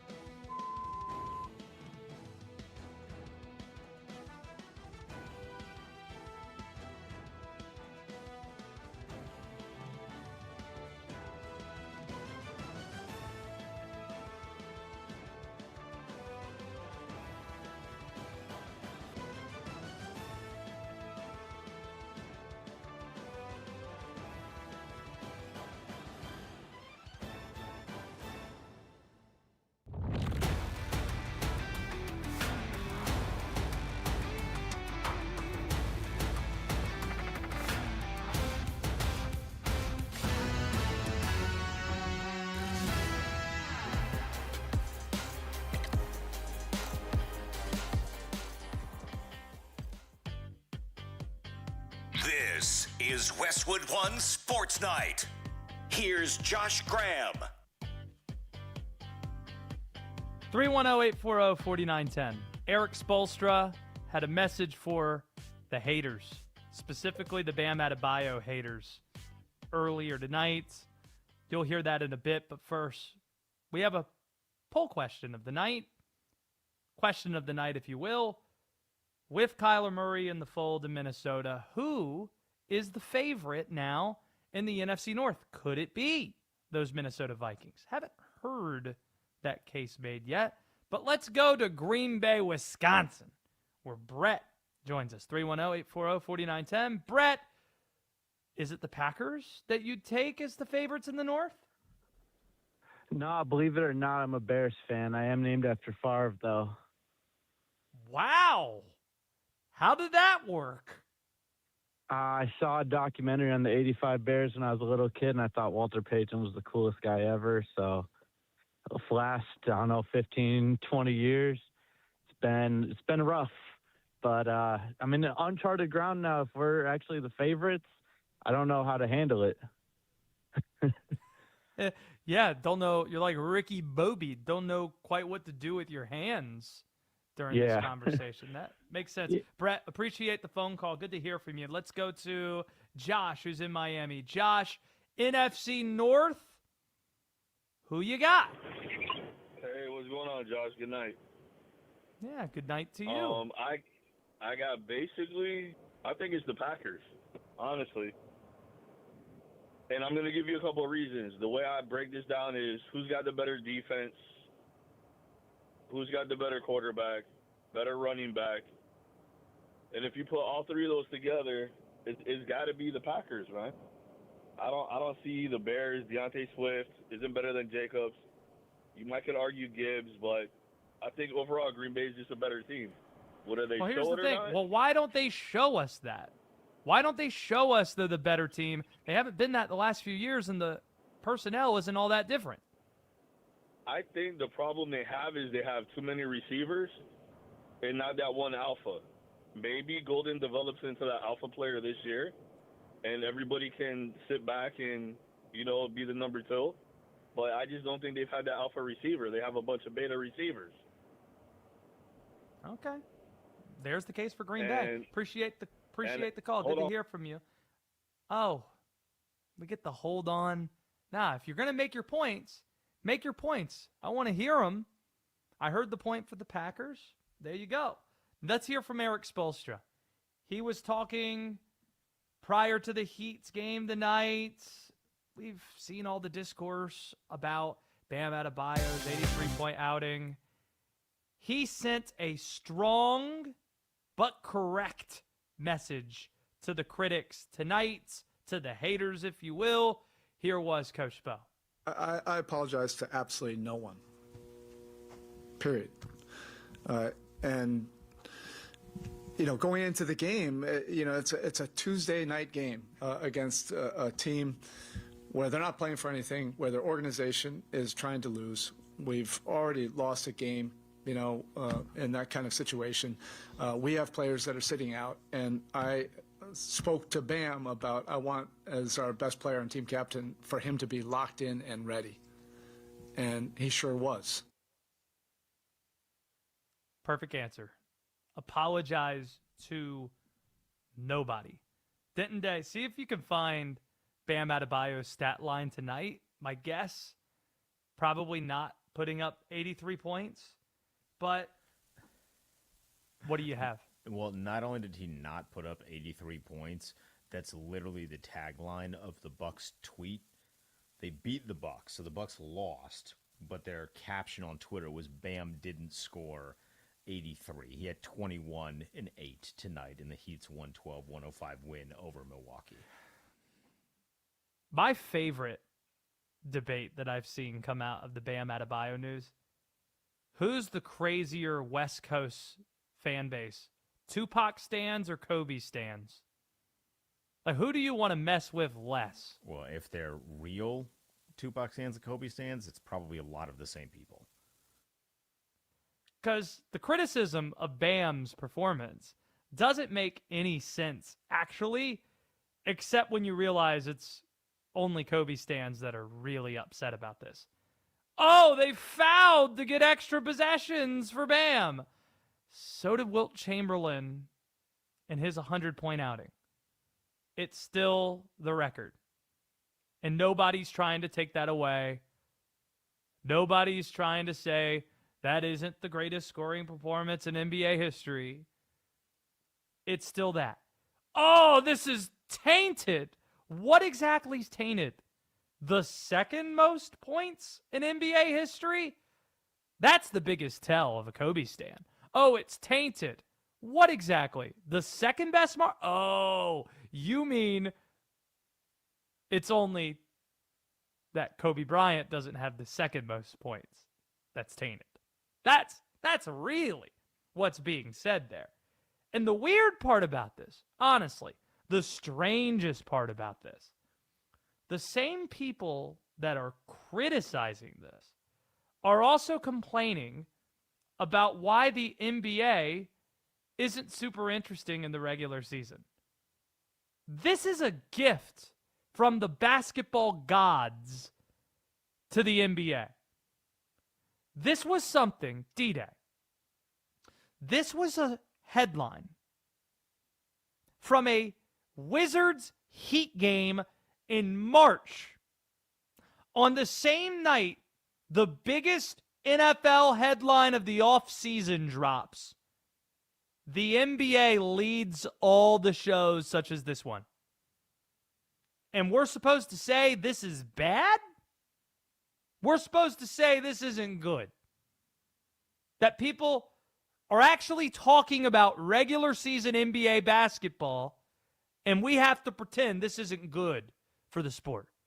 Pass me with all of it, because this is a lot better than talking about teams not trying.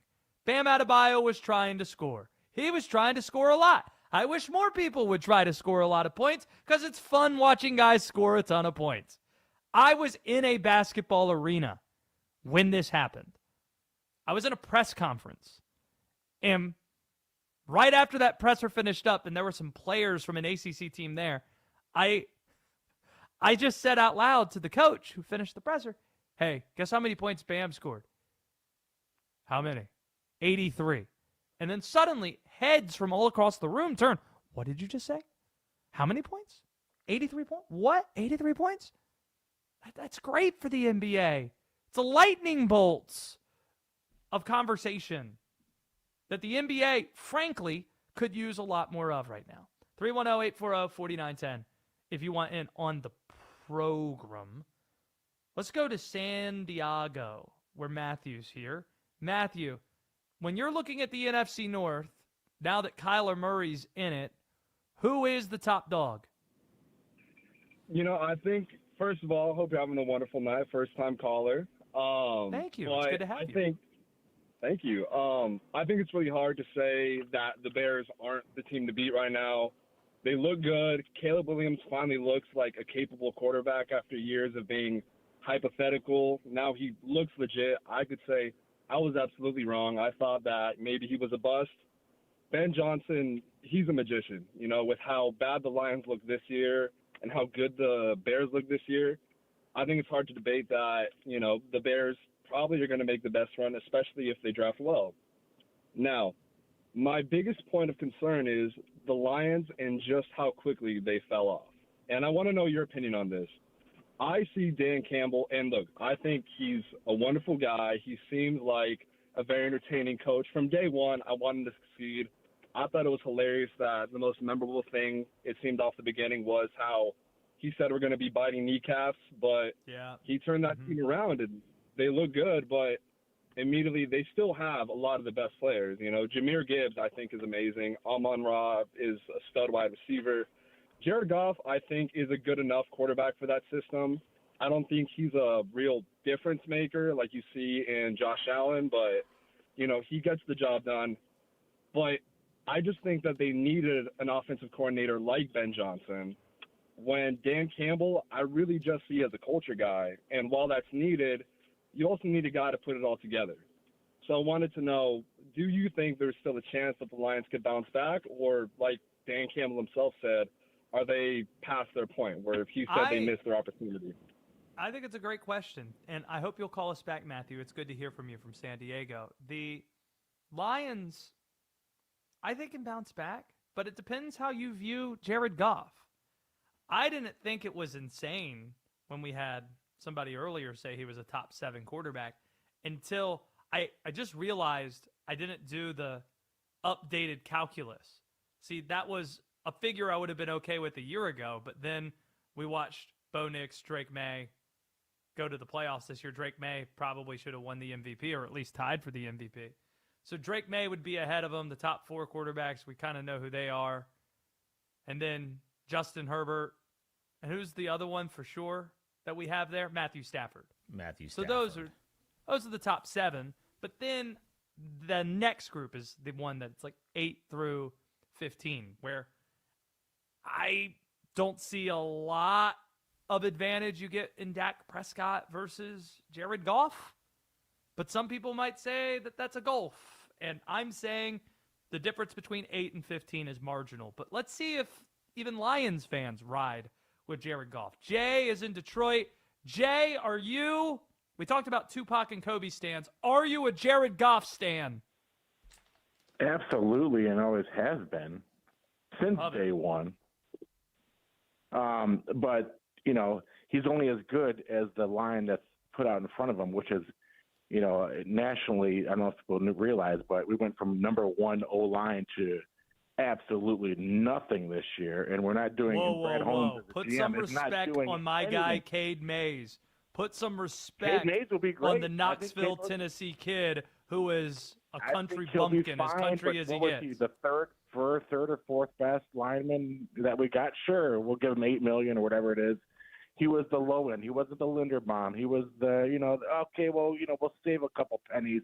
We'll grab the Cade Mays. I'm happy with it because we needed one. Ragnar was the best in the game, but I'll take Cade Mays. But it's still, we're only as good as our O-line because Goff ain't moving around anywhere.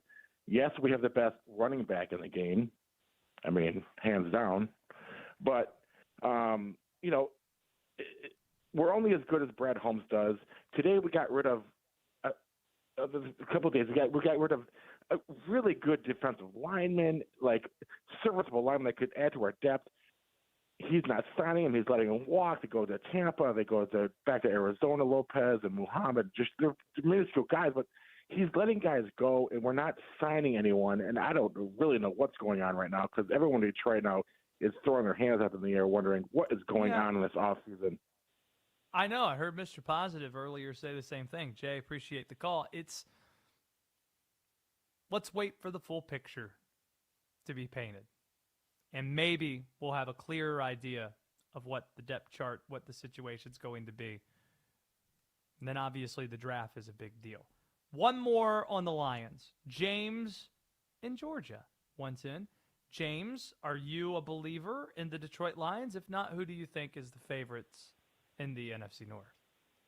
I believe in the Lions, Josh, because, Dan Campbell's really, turned that team around a lot, and you still got a lot of time to fix off the team like you need it to be in free agency and the draft. So they got time to get things right, and I hope they do, And, Josh, one thing I want to ask you, too, do you think the Jaguars will be able to do anything much this year? Now they got Travis Hunter with Trevor Lawrence. Do you think they're going to be a pretty good team coming around this time? Or do you think they're going to be more of the same?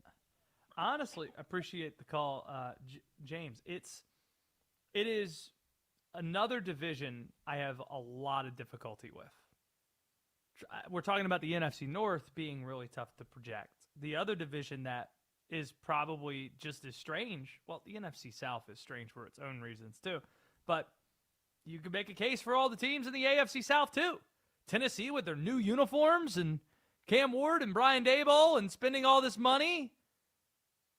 The Colts, that's a little more difficult with Daniel Jones and no first-round draft pick. So maybe I'll walk that back just a little.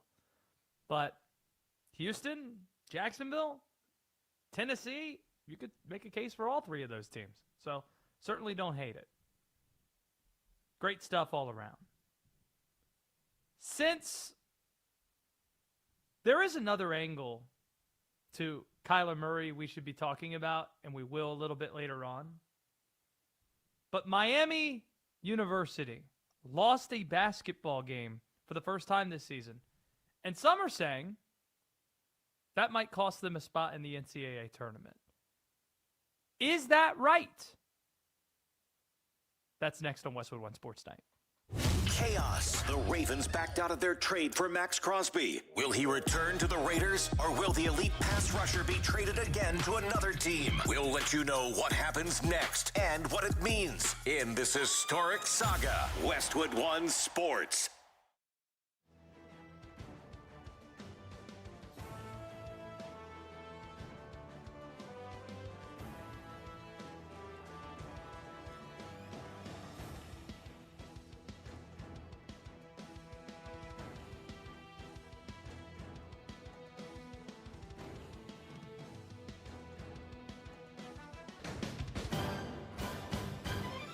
At the tone, the broadcast will begin in 4 minutes, 30 seconds.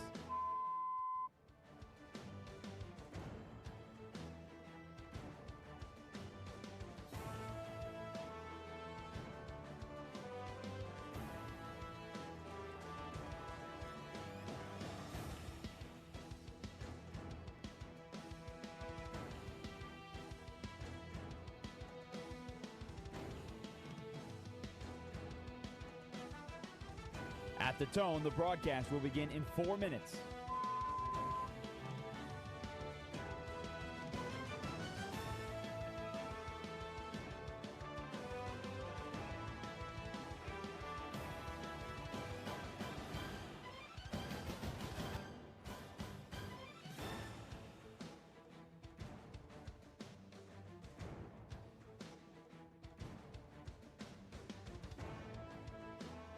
At the tone, the broadcast will be in 3 minutes and 30 seconds.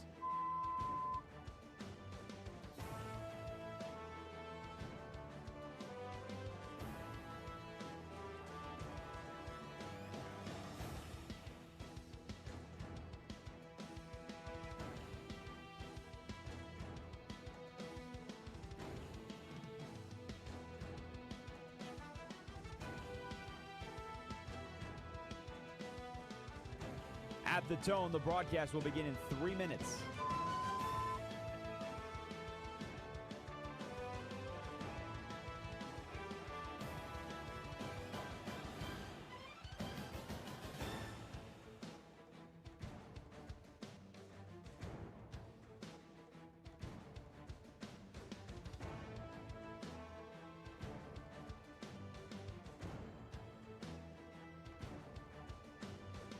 At the tone, the broadcast will begin in 2 minutes, 30 seconds.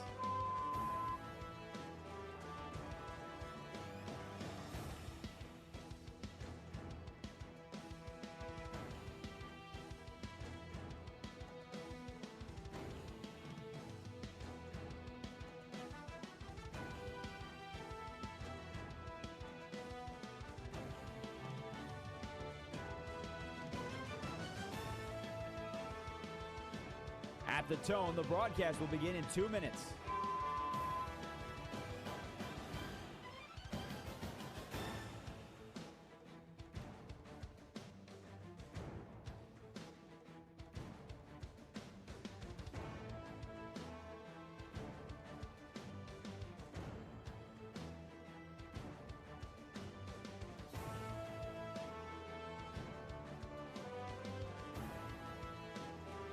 At the tone, the broadcast will begin in 1 minute, 30 seconds.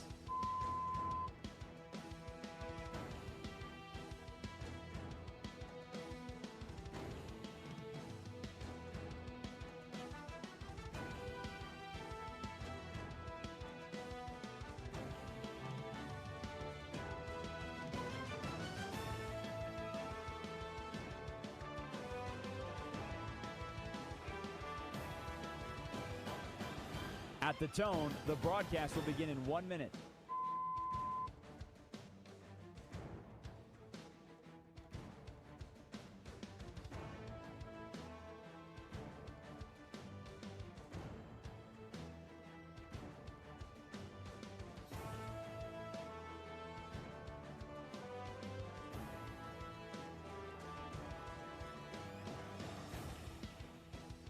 Stations, this is your final time check. At the tone, the broadcast will begin in 30 seconds.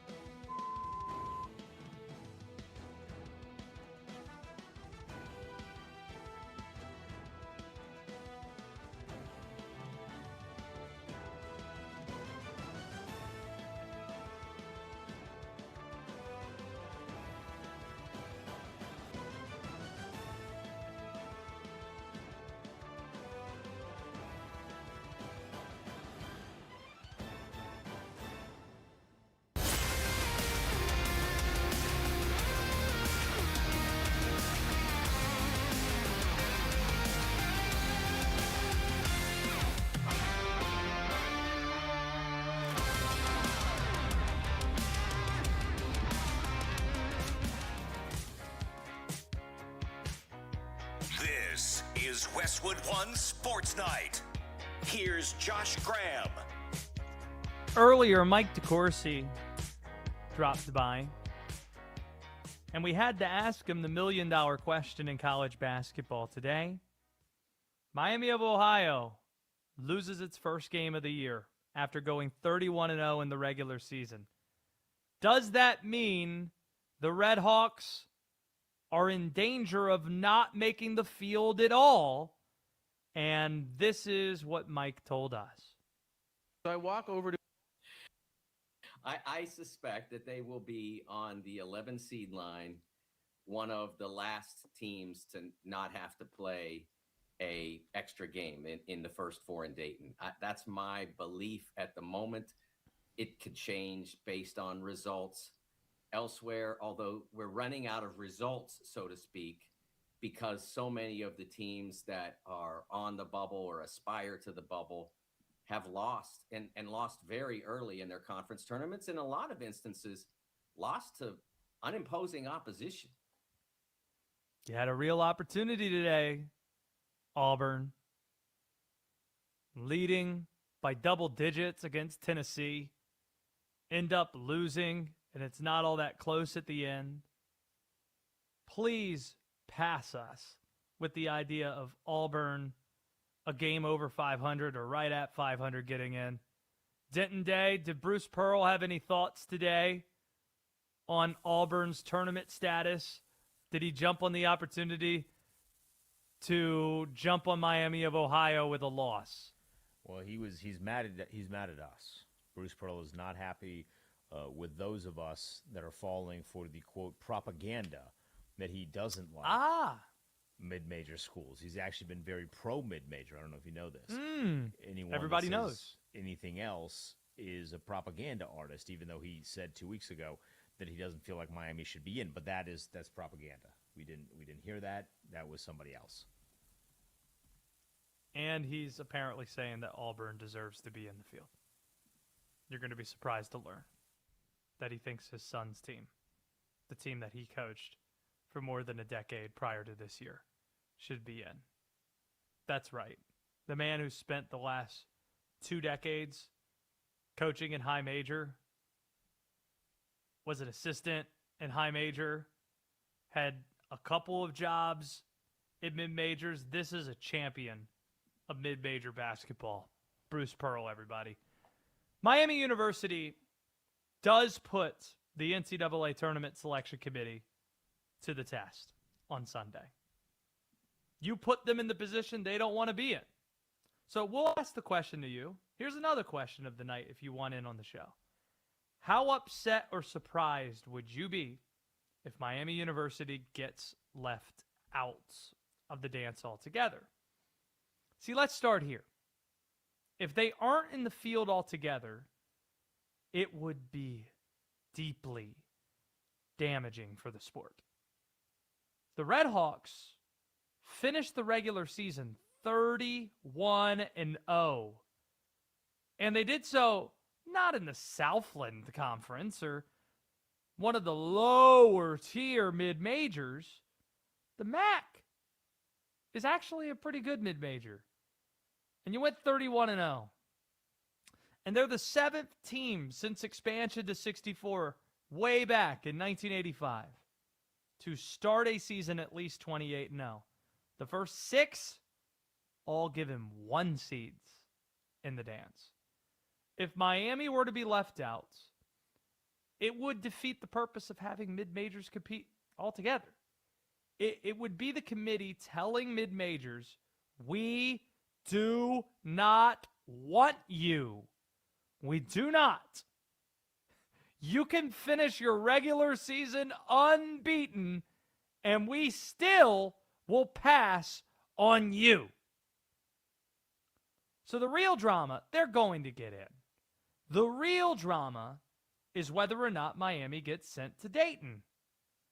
In the end, D-Day, this is a television show. The NCAA tournament.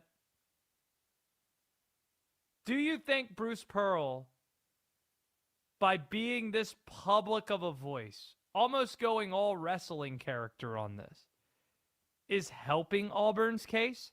Because I believe he is, in terms of something that's grown in popularity today since Jeff Goodman of Field of 68 suggested it. Could there be a more entertaining possibility in Dayton than having Auburn face Miami?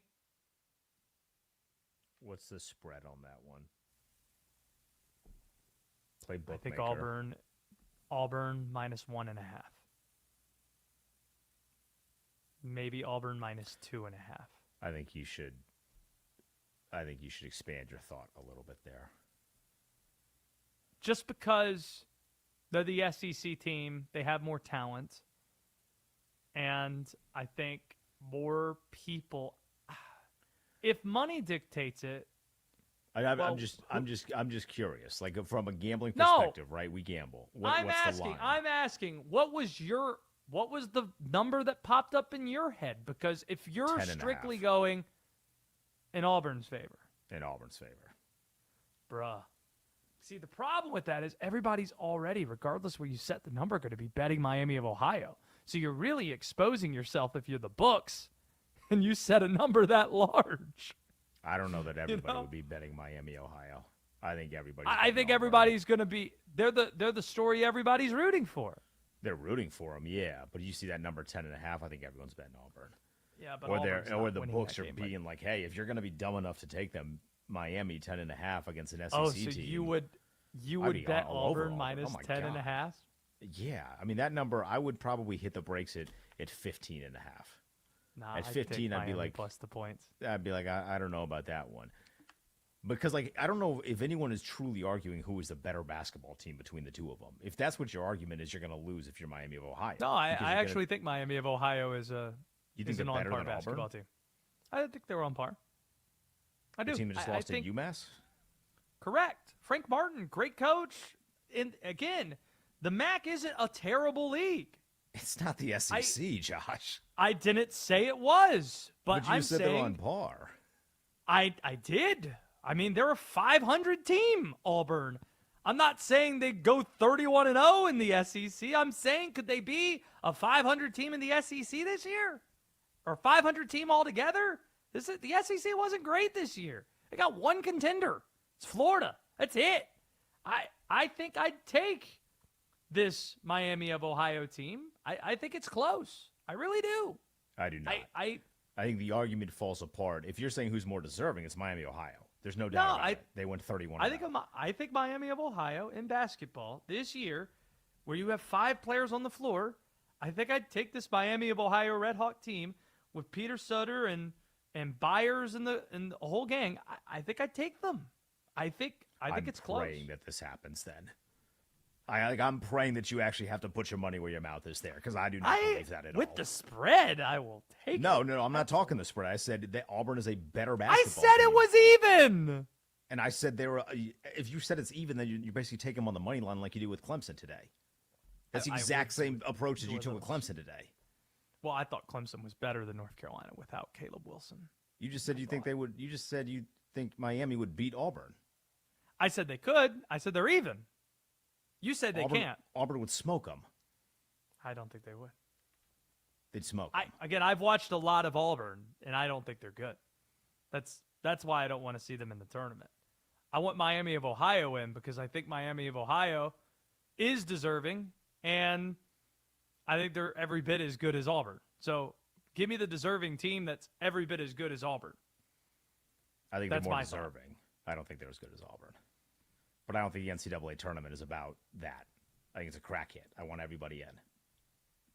How upset or surprised would you be if Miami University gets left out? 310-840-4910.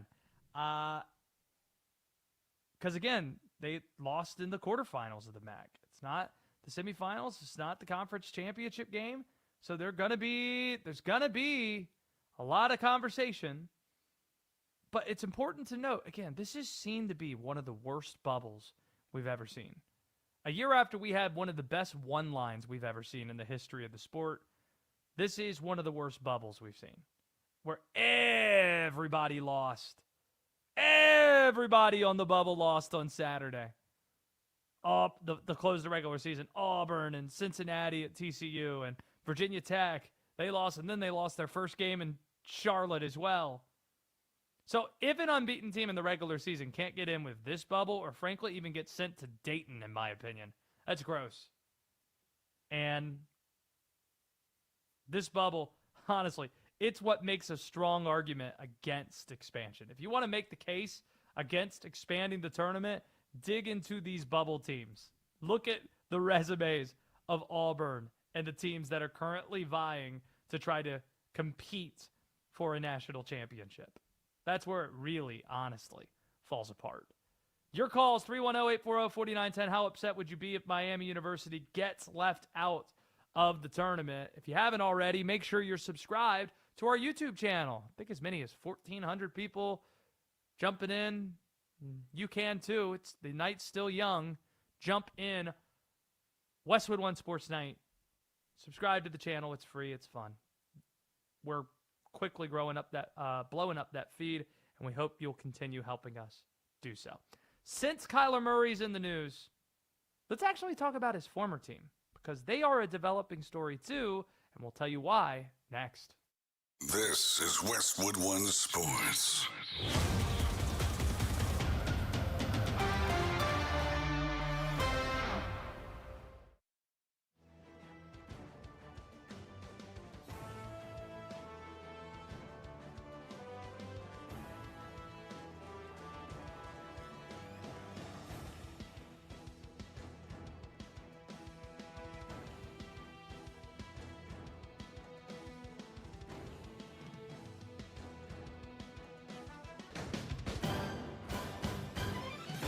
At the tone, the broadcast will begin in 4 minutes, 30 seconds.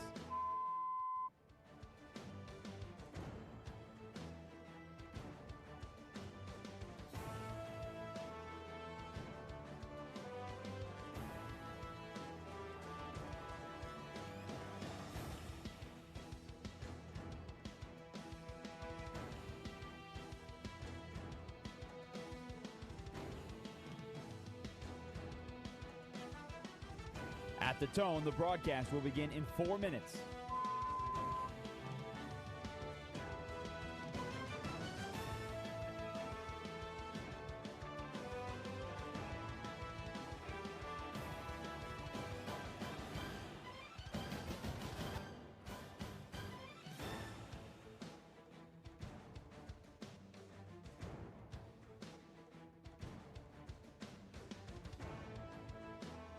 At the tone, the broadcast will begin in 3 minutes and 30 seconds.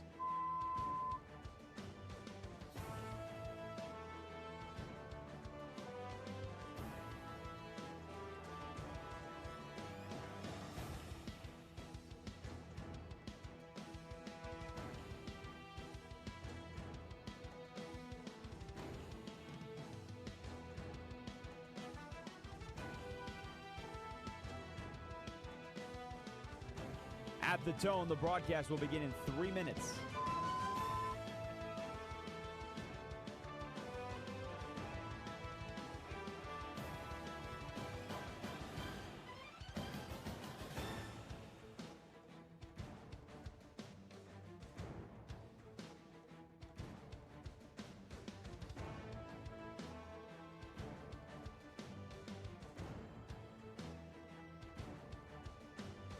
At the tone, the broadcast will begin in 2 minutes, 30 seconds.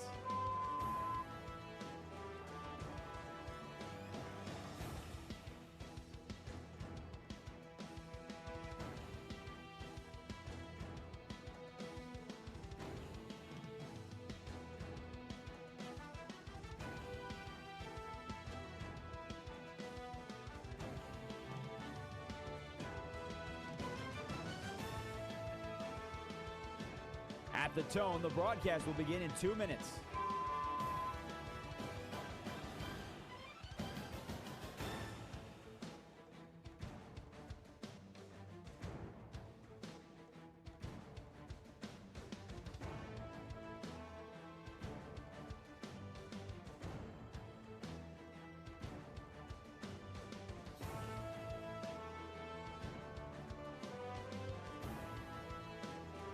At the tone, the broadcast will begin in 1 minute, 30 seconds.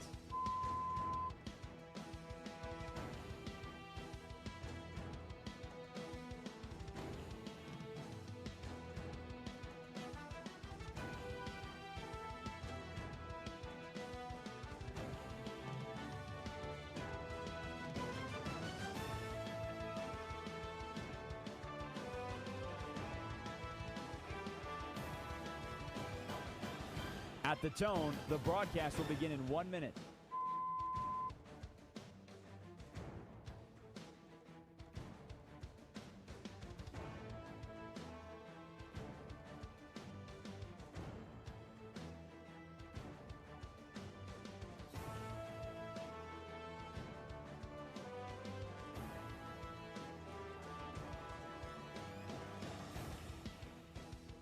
Stations, this is your final time check. At the tone, the broadcast will begin in 30 seconds.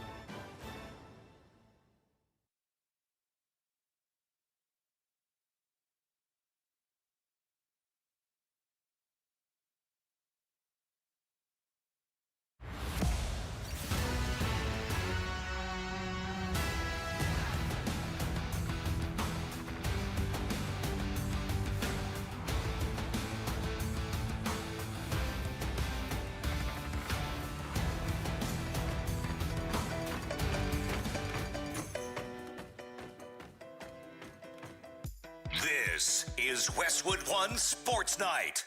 Here's Josh Graham. You guys are wanting to talk hoop, and I love it.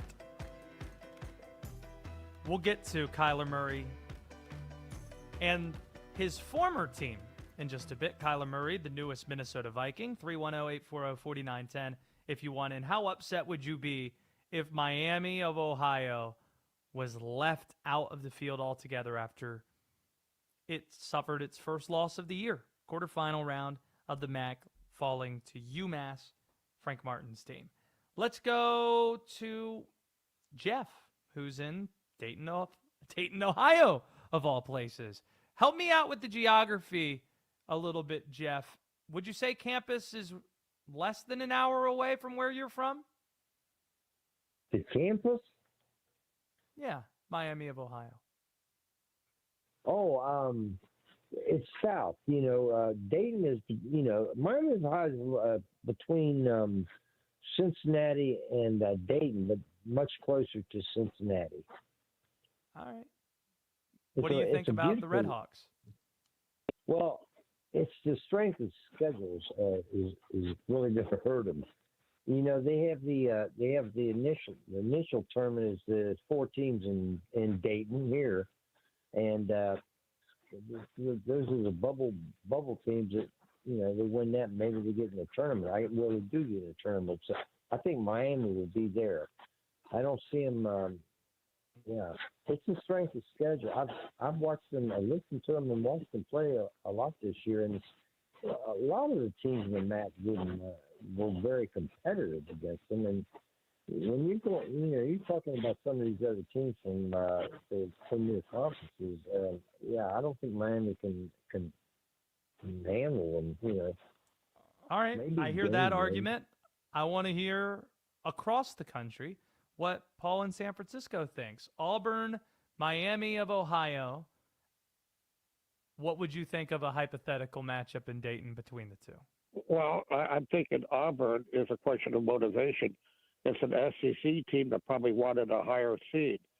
The motivation would be on Miami of Ohio's side, and Miami of Ohio will just play their game and force Auburn to play Miami of Ohio's game. Auburn will probably foul them a lot.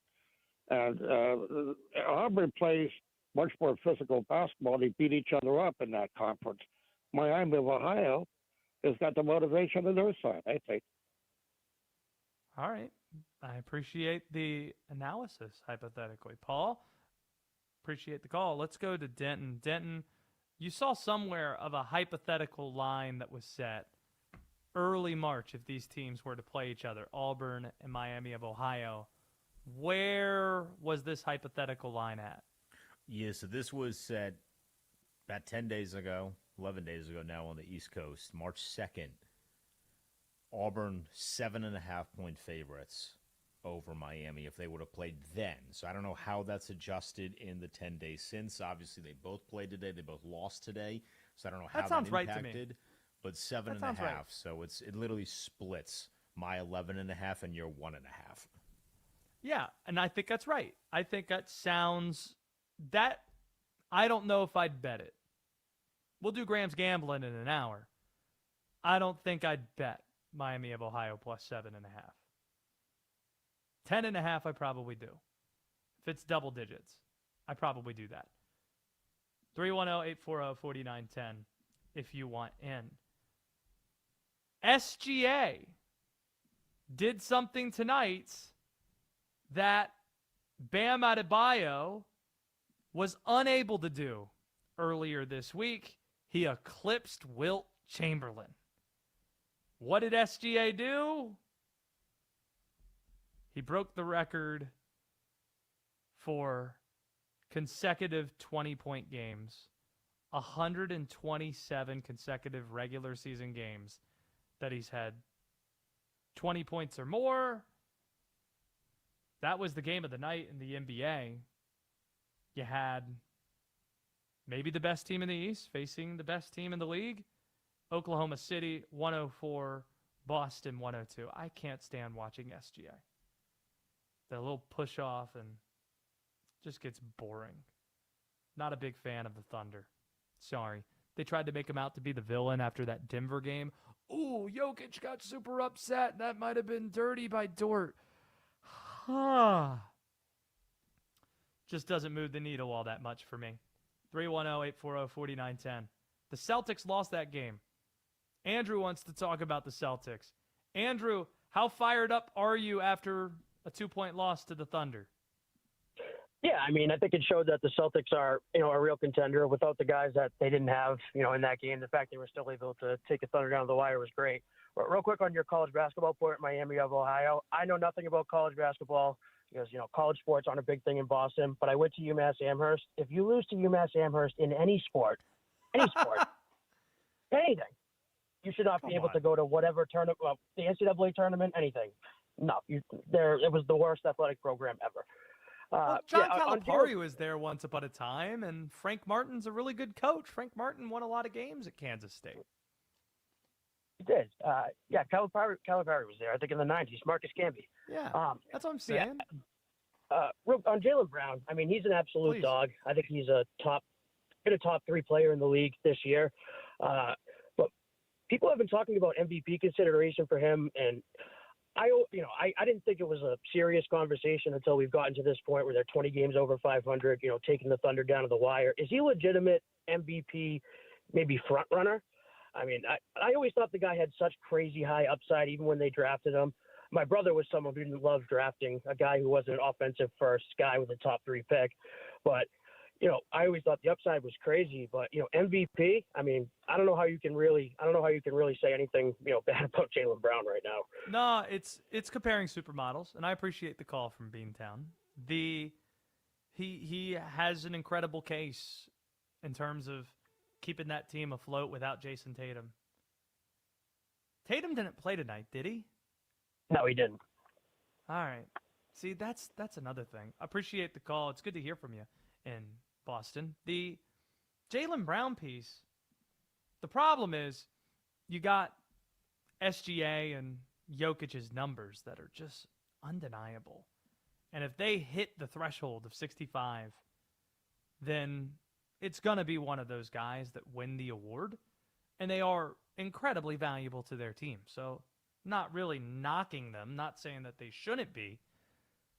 Jaylen Brown is in that conversation in that next tier of player in the MVP debate with Cade Cunningham and Victor Wembanyama. In that next tier, D-Day, he loves it.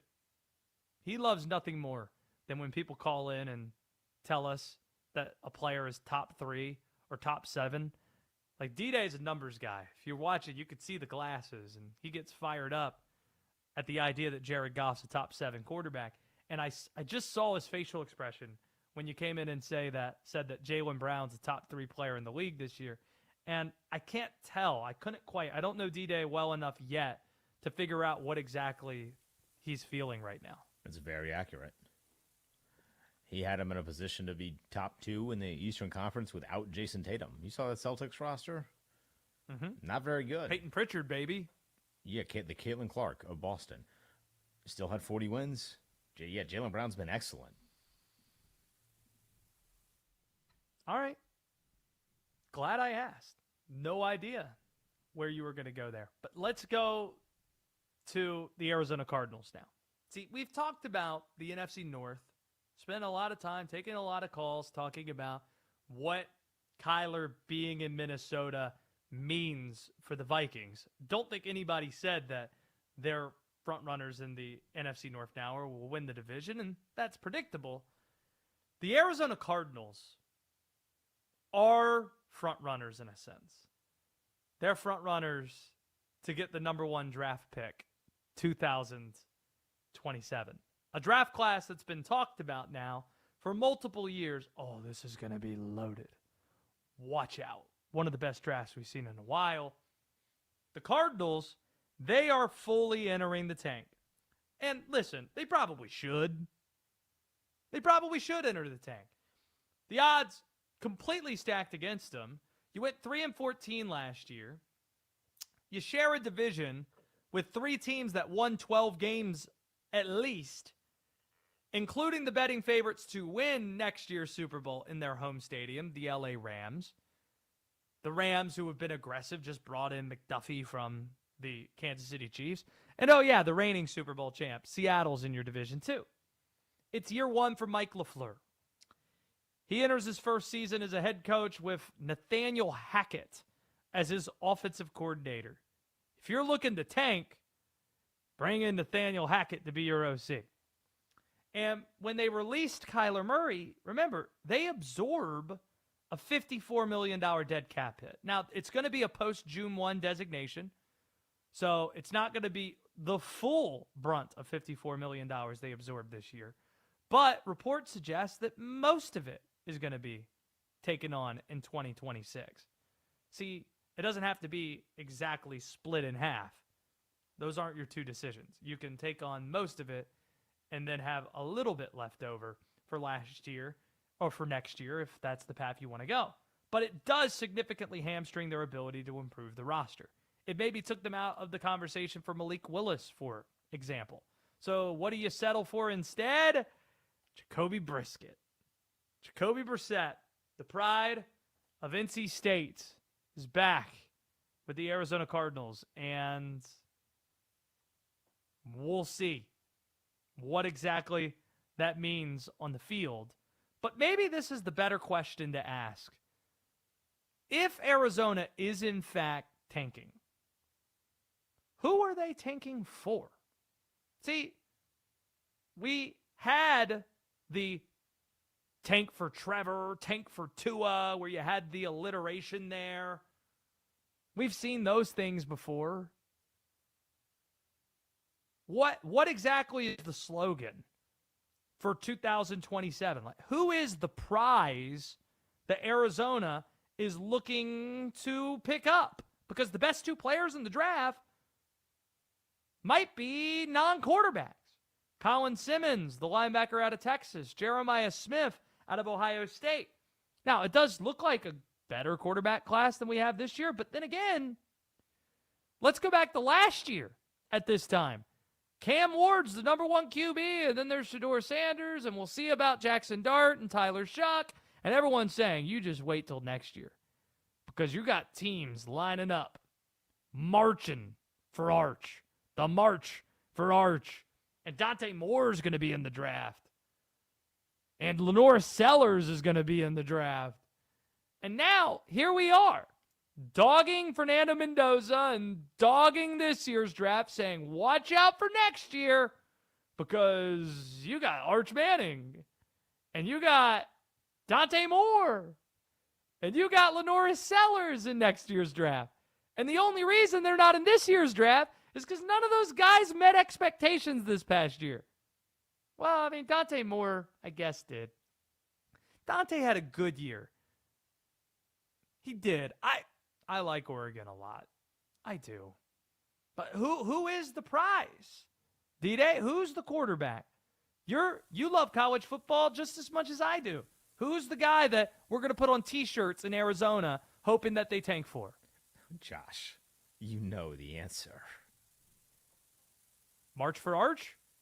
March for Arch. It's a prophecy that is destined to be completed with a Manning and a Harrison tossing a football to one another. It has to happen. That would be perfect. But I don't know how many holes you can poke through Julian Sayan's resume. I'm just saying. Playing for Sayan, not playing for Sayan. I'm not a Sayan guy, I have to admit. I think that's the only other guy I'd even put in the conversation. Maybe Dante Moore.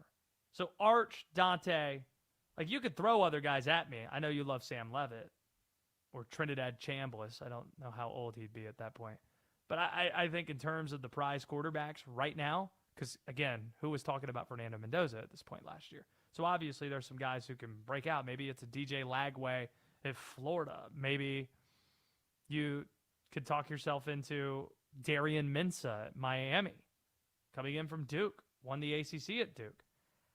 I think the big three are Manning, Moore, Sayan, and I think those are the guys. And I'd probably think Sayan is at the front of the line currently because I thought he was the only quarterback you could argue in the regular season that was better than Fernando Mendoza this year. You know what's really curious? So we're in this new era, right?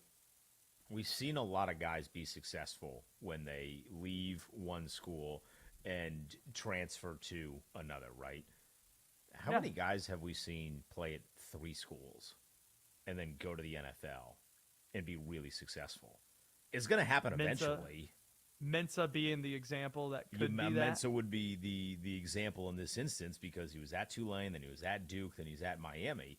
I'm just eventually it's going to happen. There's just no way around it because it's going to become more and more frequent.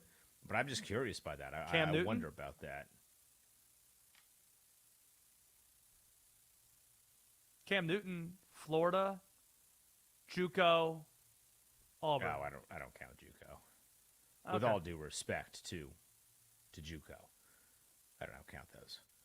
But that actually kind of illustrates the point, which is that you have to have one of the best seasons literally in the history of the sport. Because he had one of the best seasons in the history of the sport. Yes, he did. James is in Toronto, 310-840-4910. He wants in on the NCAA. What do you have for us, James? Well, I'm not really sure how it works. You guys are great. I've been listening since the beginning. Very informative. I'm a hockey actually driver, not bowling. Okay. This tournament, I don't get involved until the Sweet 16, all that yakky smacky. But my question was, everybody applies to get into this tournament. It doesn't matter what conference or division you're in. The top records get in. The softer division, they get in. They're going to get beat up or they're going to advance in the tournament. They might attract some better people in the future. And the ones that are supposed to get in didn't make it because they're 500. The other team, Miami, lost 1 or 2 games. They should be. Well, let me stop you real quick, James. Let me help you out a little bit. The regular season record doesn't get you into the tournament. That's the problem with Miami of Ohio. Miami of Ohio lost in their conference tournament. Every team has their conference tournament that they play in. The champion of the conference tournament is the team that gets the automatic bid into the tournament. And you have 31 of those, including the big conferences too. And then that leaves 37 spots. 37 spots for everybody else. And Miami of Ohio, in order to get in, has to be included among those 37 because they're not going to win their conference championship. They lost tonight. And that's why it's not about your record in the conference to get in as an automatic team. You have to then be considered by a committee that selects 37 teams.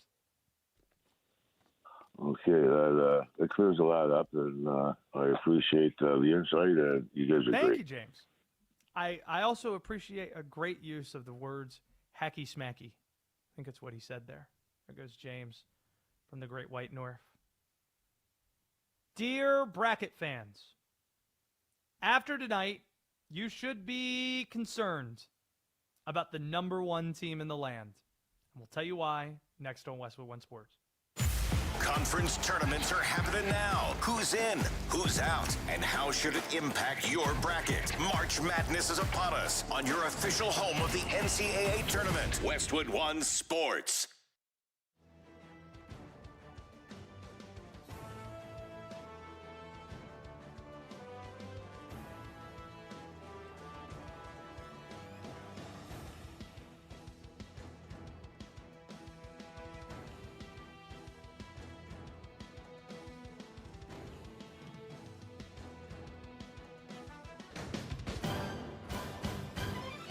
At the tone, the broadcast will begin in 4 minutes, 30 seconds.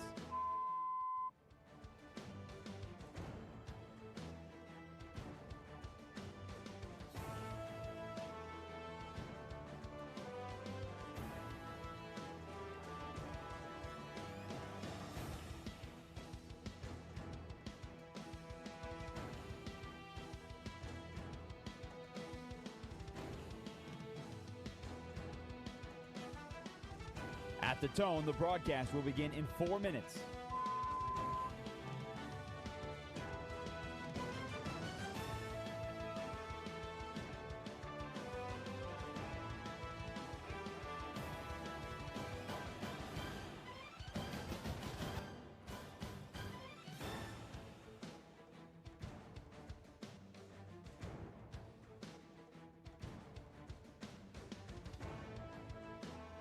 At the tone, the broadcast will begin in 3 minutes and 30 seconds.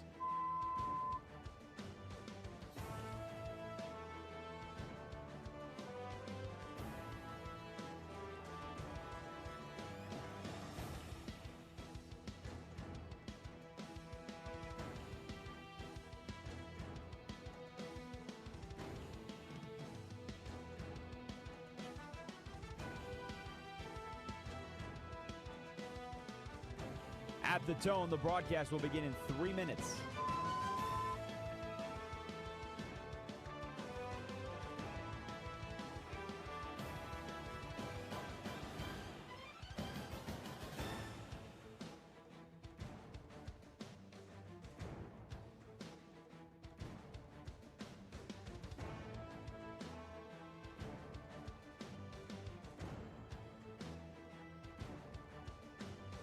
At the tone, the broadcast will begin in 2 minutes, 30 seconds.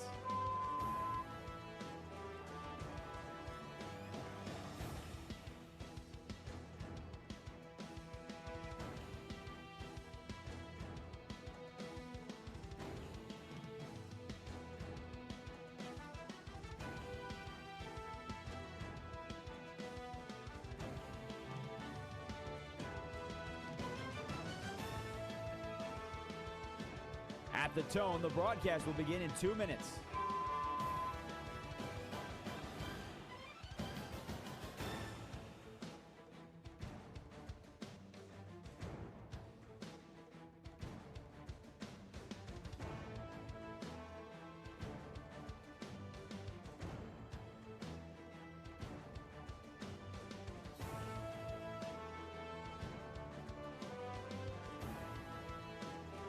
At the tone, the broadcast will begin in 1 minute, 30 seconds.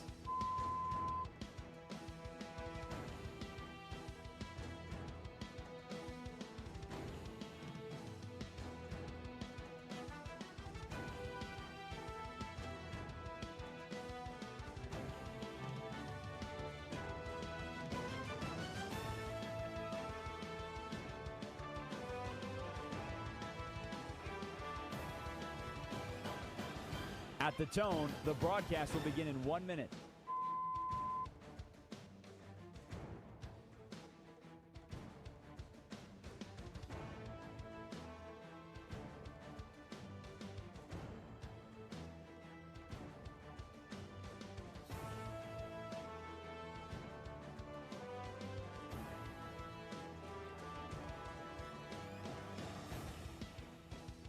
Stations, this is your final time check. At the tone, the broadcast will begin in 30 seconds.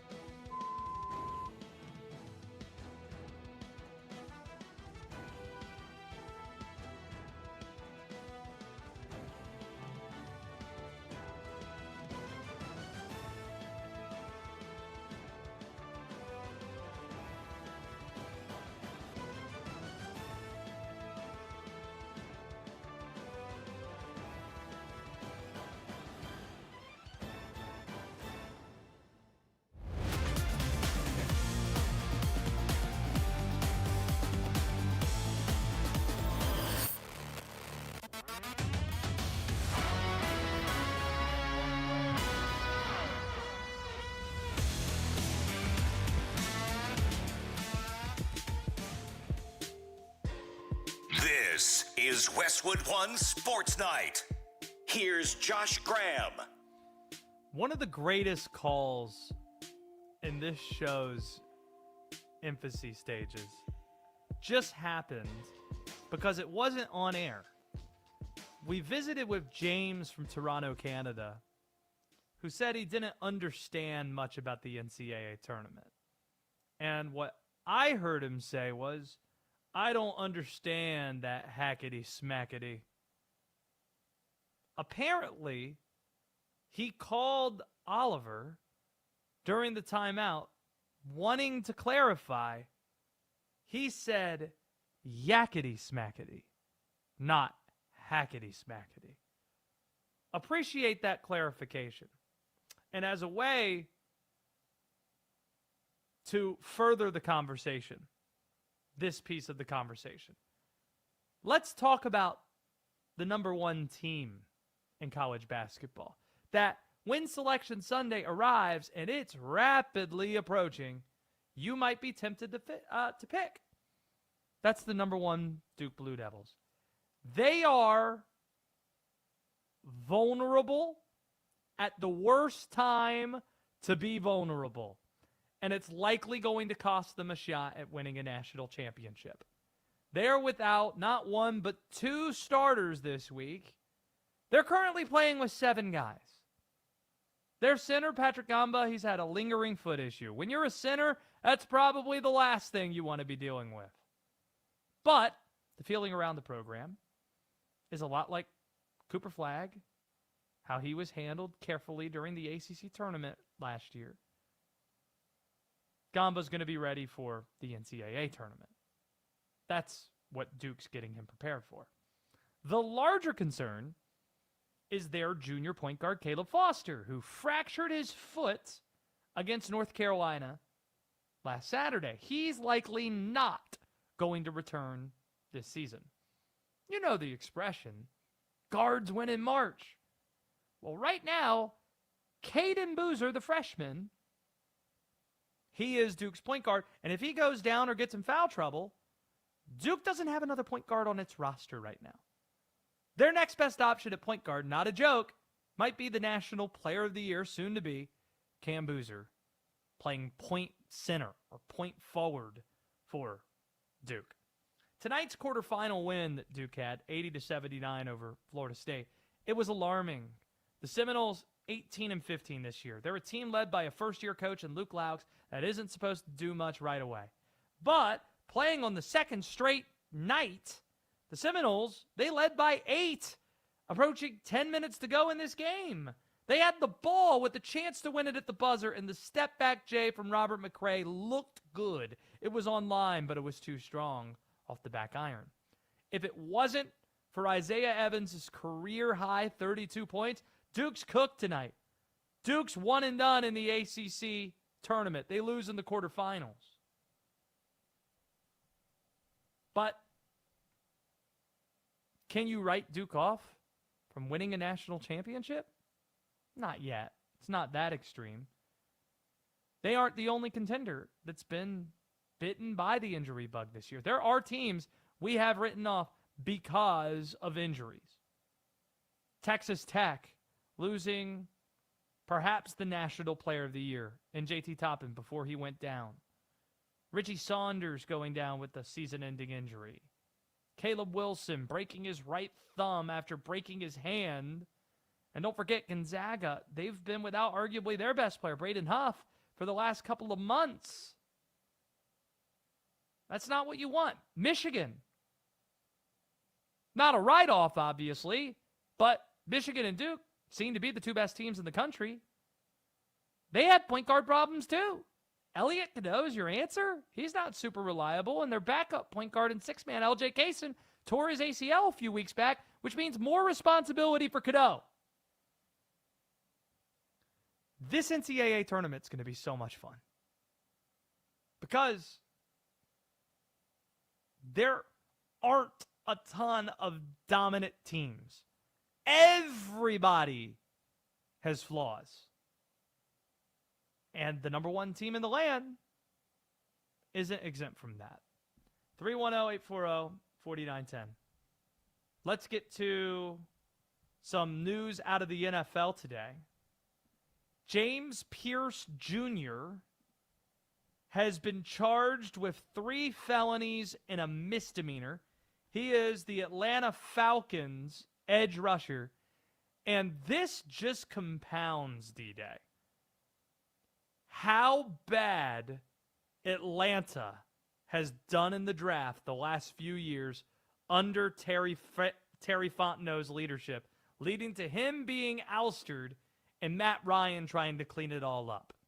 You might think the worst first-round performance that the Falcons have made in the draft the last few years was taking Michael Penix Jr. where they did a couple of years ago.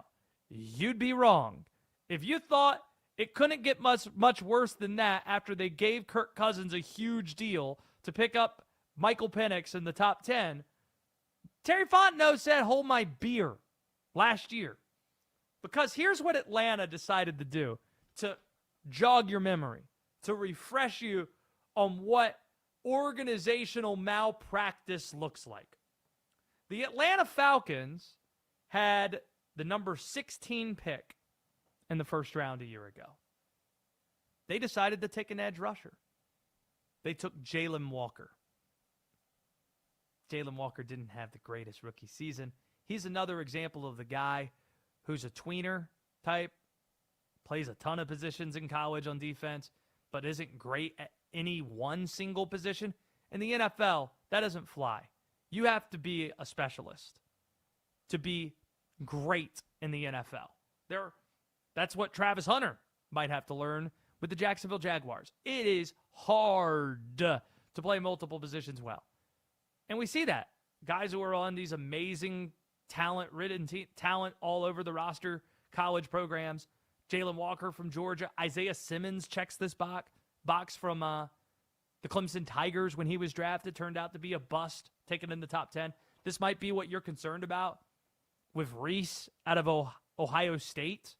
Plays multiple positions, ton of NFL talent on that defense. So they take Jalen Walker. But okay, he was, fringe, top 10 pick, top 12 pick. He fell all the way to you at number 16. Take the swing. You need an edge rusher, right? Then you get to the LA Rams pick at number 27, and the Falcons say, let's trade back into the first round and take James Pierce Jr. Let's double down on edge rushers. And by the way, James Pierce Jr. had a really good season. James Pierce Jr. was one of the best rookies in the league, so that actually wasn't the biggest mistake. It just looks terrible now that he's being charged 4 different charges here, 3 of them being felonies.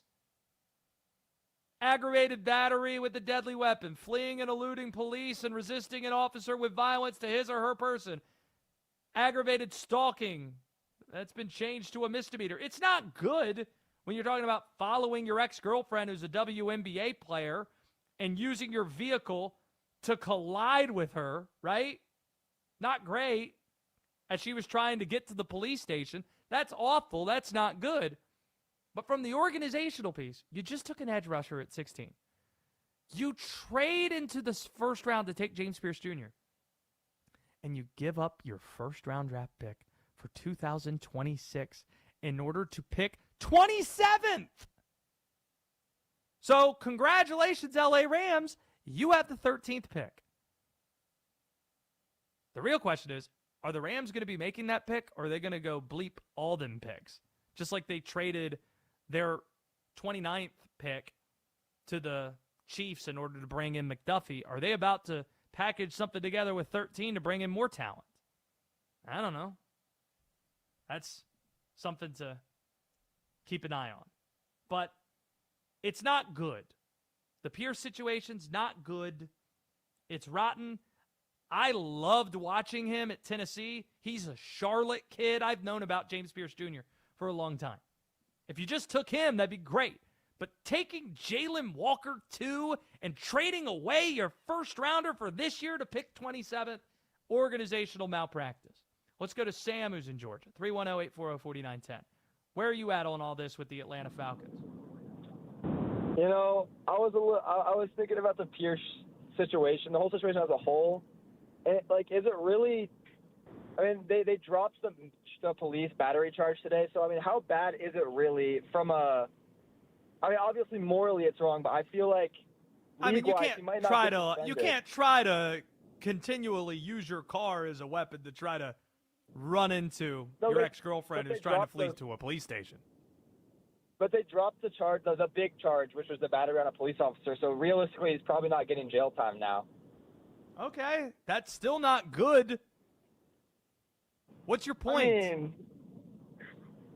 My point is, you're saying it's organizational malpractice, but from a team perspective, he's probably going to get suspended maybe 6 or 8 games. Whoa. I didn't say it was organizational malpractice because of this police situation. I said it's organizational malpractice to draft an edge rusher at 16 and then trade into the first round at 27 to take another edge rusher and take a guy at 27. In order to do that, you gave up your first round pick for 2026? Are you kidding? What are the odds that that pick isn't better than picking 27th, which is where you picked to take James Pierce Jr., and you just took an edge? That's almost as crazy as drafting a quarterback in the top 10 when you just gave a quarterback a 4-year deal worth a ton of money. Oh, wait, they did that the year before.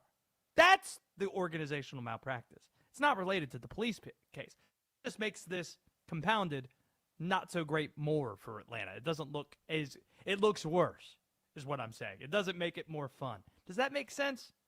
I hope it does. 310-840-4910 if you want in. Getting to Kyler Murray, where he actually ended up. I'll tell you why his signing in Minnesota reveals something very ugly beneath the surface. Next on Westwood One Sports Night. This exact time last year, the Seahawks signed their eventual Super Bowl winning QB, Sam Darnold. Which free agent signing could make the same impact? We'll tell you about the NFL moves you need to know. Westwood One Sports.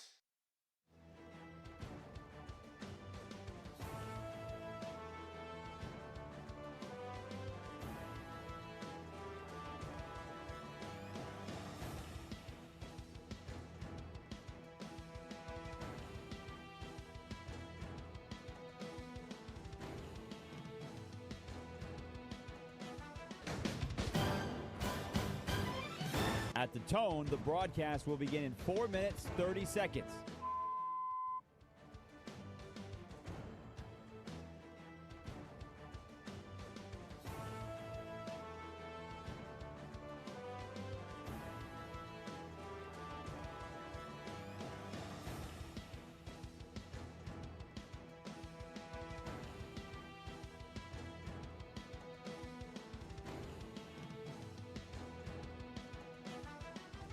At the tone, the broadcast will begin in 4 minutes.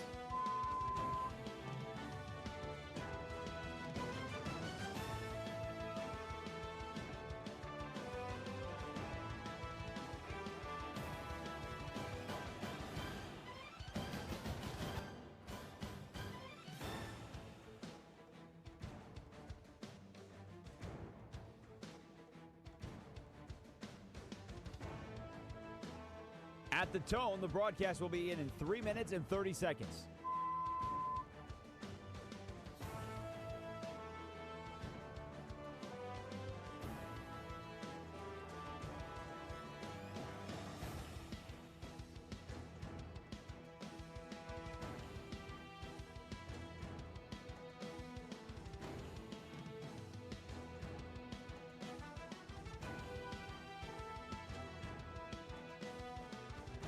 At the tone, the broadcast will begin in 3 minutes.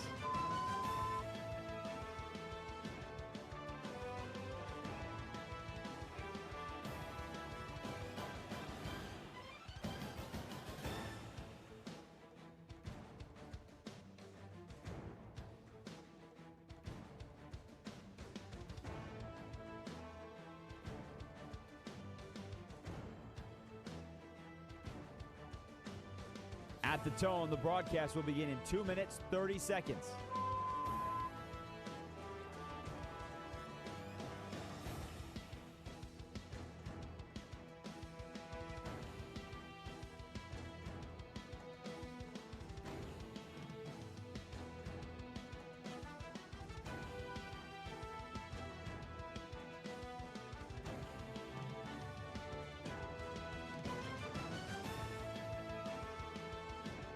At the tone, the broadcast will begin in 2 minutes.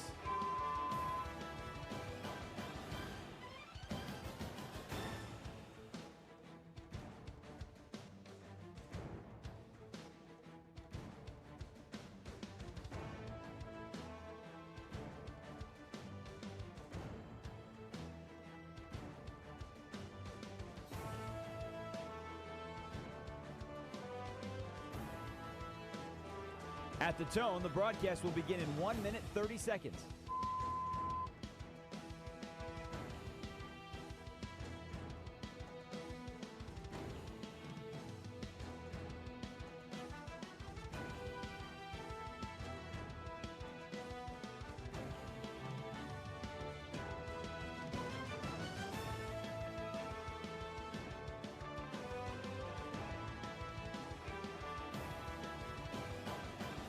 At the tone, the broadcast will begin in 1 minute.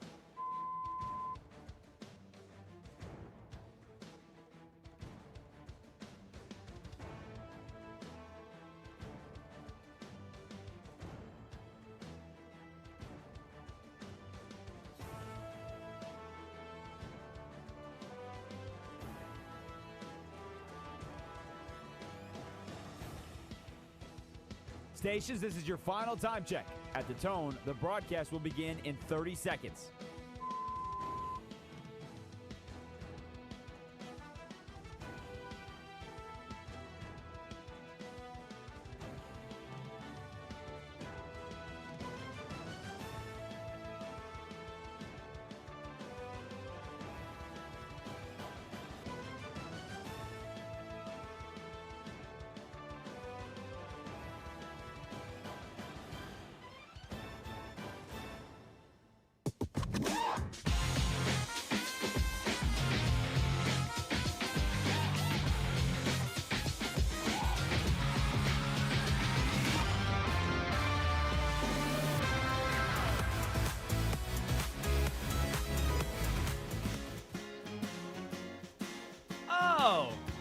This is Westwood One Sports Night. Here's Josh Graham. Love Bublé. Could rock with some Bublé. I'm a fan of karaoke. Doesn't mean I can sing. But vocal range, Bublé's in a sweet spot. Or at least I feel he would be. Feel like it'd be good to have a nice glass with some whiskey or some scotch in it. Go on stage and sing this song. Sing some Bublé. Be pretty good. Would that be the best Bublé choice? Or would it be, I'm feeling good. Ba-bum, ba-bum. I don't know. Did you guys have go-to karaoke songs? Have you guys sang karaoke before?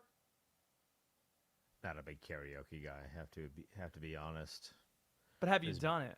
No, this bassy voice doesn't get up on stage. Oh man, trying to figure out what song would be best with your bassy voice. Feel like you could do pretty well in a duet if it was I Miss You, Blink-182. You probably would do very well with the early part of that song. Hello there. Now, if I'm duetting, Angel it's gonna from my be nightmare. No Air, Chris Brown, Jordan Sparks. Wow. No Air, Jordan Sparks? It's a banger. That chorus? Banger. Wow. I'd do the Chris Brown part, not the Jordan Sparks part. Oh. Understood. That would be me then. You and me singing karaoke. Tell me now I'm supposed to be with no air. I butchered that. 310-840-4910. If you want in. Oliver, you need to tell me if you had ever done karaoke as well. You strike me as someone roaming College Park. I don't know what places do karaoke in College Park, but I'm sure you do. And you've probably been on stage. I did karaoke once in like high school at like some it wasn't even, it was like a literal place just for karaoke. They literally had booths just for that. Like it wasn't like a restaurant or anything. Oh, I hate those. You know what I'm talking The about? one where it's just you guys. It's like yeah, and it was like a sound, you and your sound friends protected with the sound. No, I've if never you're gonna done do it at actual karaoke, it's got to be in front of strangers. Yeah, that's the point. I don't think I've ever done it. I've definitely never done that, but like solo on stage. No, I've been to karaoke bars, just not been the one performing. The most memorable karaoke experience I ever had was my bachelor party. I'm in Boston. And I went to go watch the Orioles play the Red Sox in a doubleheader. Shout out to the great Bob Ryan, who left me his seats behind home plate. That was an amazing way to take in Fenway Park. The great guy from the Sports Reporters and the Boston Globe. Awesome dude. So I get down there, and my brother's like, hey, we got to do karaoke. Let's find a place that has karaoke. And I think it's like the Chinese district of Boston. I forget the name of it specifically. It was something like that. And we go into this place, and I don't know why it occurred to me, looking at the clientele of this place, a lot of younger types, you got to play to the crowd a little bit. And what popped into my head was singing a Disney song. Let me find like a Disney song from the 90s that could really set this place off. And what I decided to sing was I'll Make a Man Out of You from Mulan. Did you ever watch Mulan? I don't know if that ages well. There's the live action remake of Mulan. I don't even know if the song itself ages all that well. But it's a great song. Burn that place to the ground. Be a man, you must be swift as. I don't even know how we ended up here. This is just another example of Oliver playing a song, and then a weird journey happens from that point on. We have Graham's Gambling that we'll do in less than 15 minutes.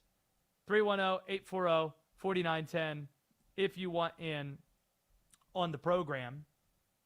We also have quarterback sound to play, quarterback sound to enjoy. In fact, Oliver, are we able to go to this now? Get to some of the sound from quarterbacks today?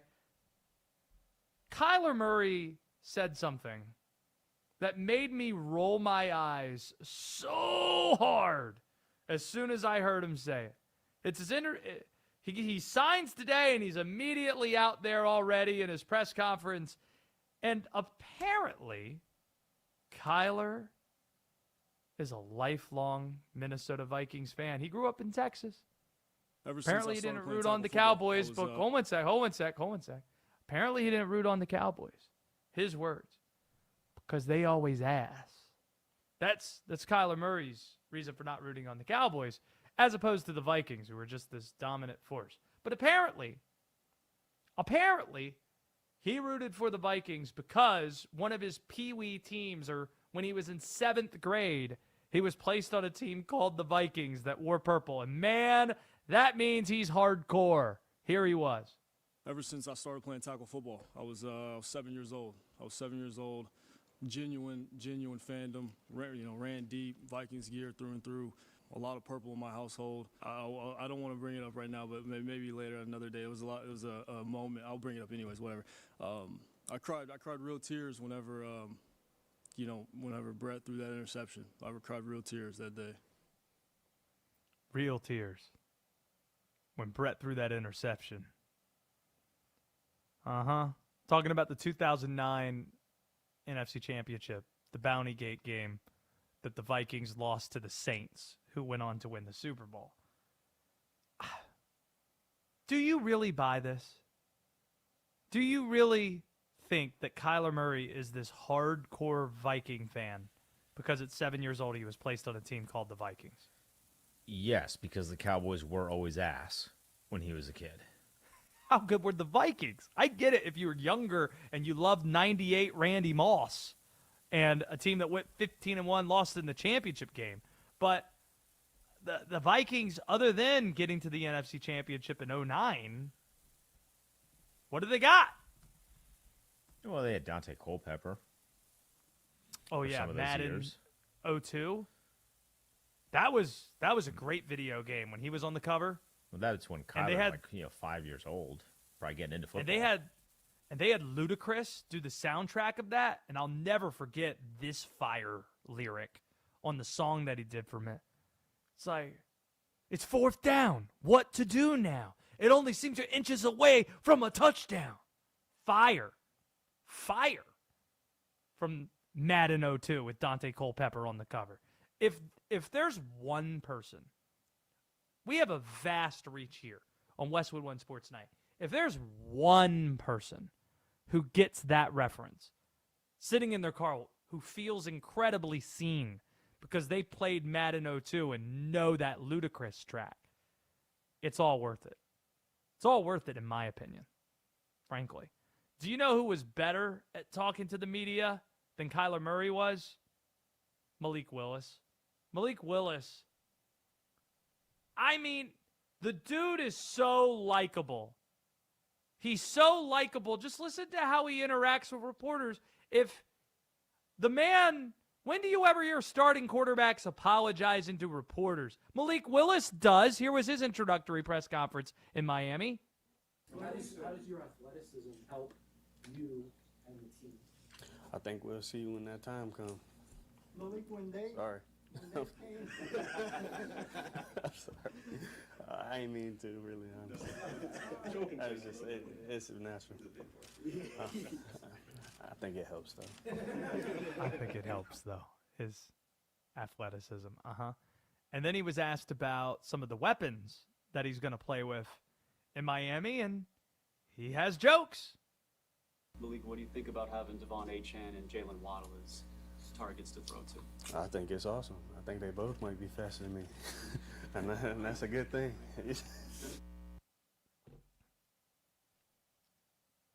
Among quarterbacks, is Malik Willis considered fast? Sincerely. Are you doing a bit? Yeah. It's not a bit. It's not a bit. I knew he could move, but I didn't know people were talking about him being he ran that a mobile, 4.37, like Lamar 40. Jackson fast. I didn't know that. This is me doing the Shaquille O'Neal meme saying, "I'm sorry, I wasn't familiar with your game." In terms of that, I didn't know he was that fast. I knew Malik Willis could move. Don't get me wrong. I'm not saying he's Teddy Bridgewater. Don't know why I just did that to Teddy. Sorry, Teddy. But I didn't consider him being that fast. I'm glad I have Sports Talk's preeminent Liberty grad, Denton Day, to clear that up. I needed that. I Well, need the help. one of them. I'm on the totem pole, not that high up. Are there others in Sports Talk that went to Liberty? Is this like a... Yeah, there's a Bob Sturm from Dallas. Big name. Ah, that's cool. Yeah. But I think you're in that class now, D-Day. I think you're up Thank you. there. I like Bob. so Westwood that's One okay. Sports Night. That's it. I mean, I went to East Carolina University. I don't know who I'm competing with. It's me and I don't know. Go Pirates. Arg. Good stuff.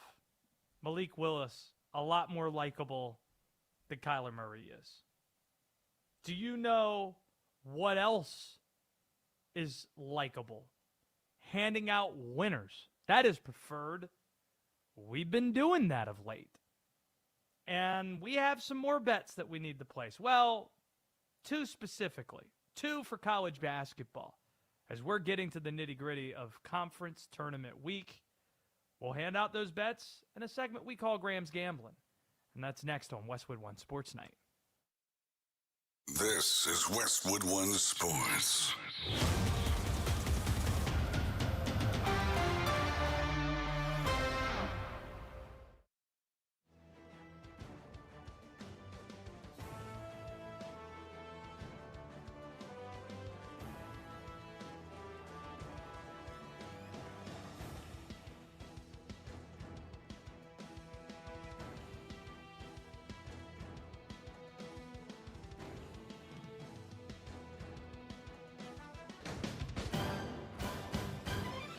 At the tone, the broadcast will begin in 4 minutes, 30 seconds.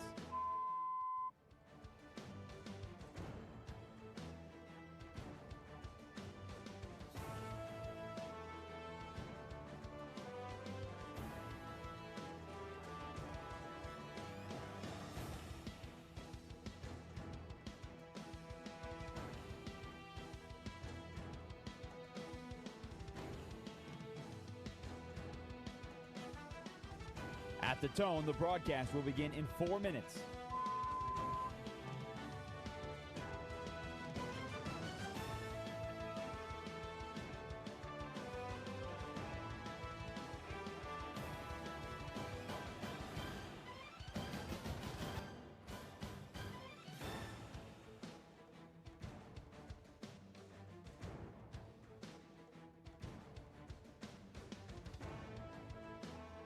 At the tone, the broadcast will be in 3 minutes and 30 seconds.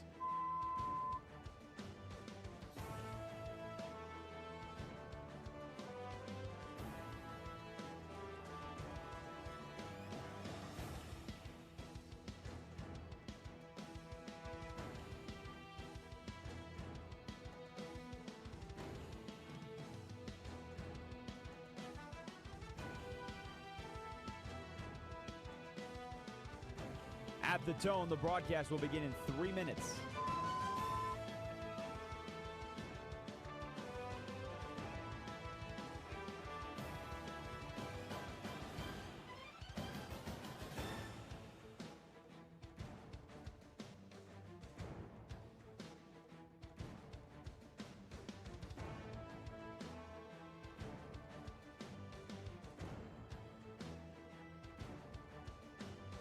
At the tone, the broadcast will begin in 2 minutes, 30 seconds.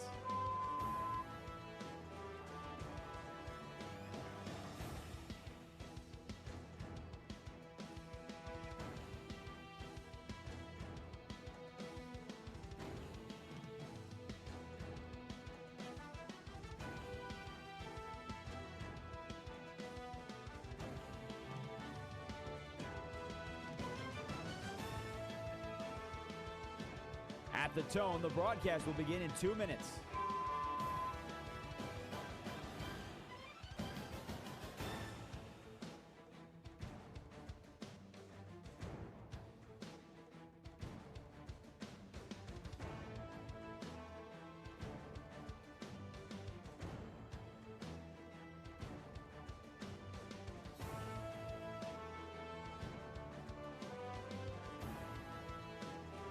At the tone, the broadcast will begin in 1 minute, 30 seconds.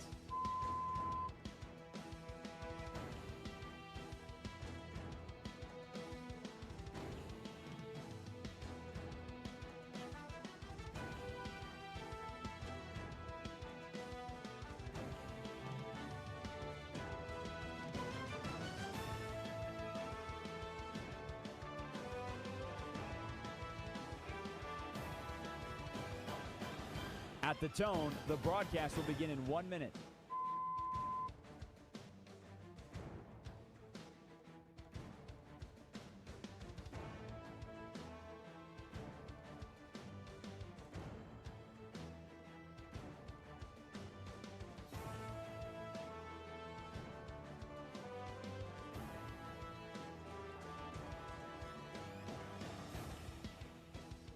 Stations, this is your final time check. At the tone, the broadcast will begin in 30 seconds.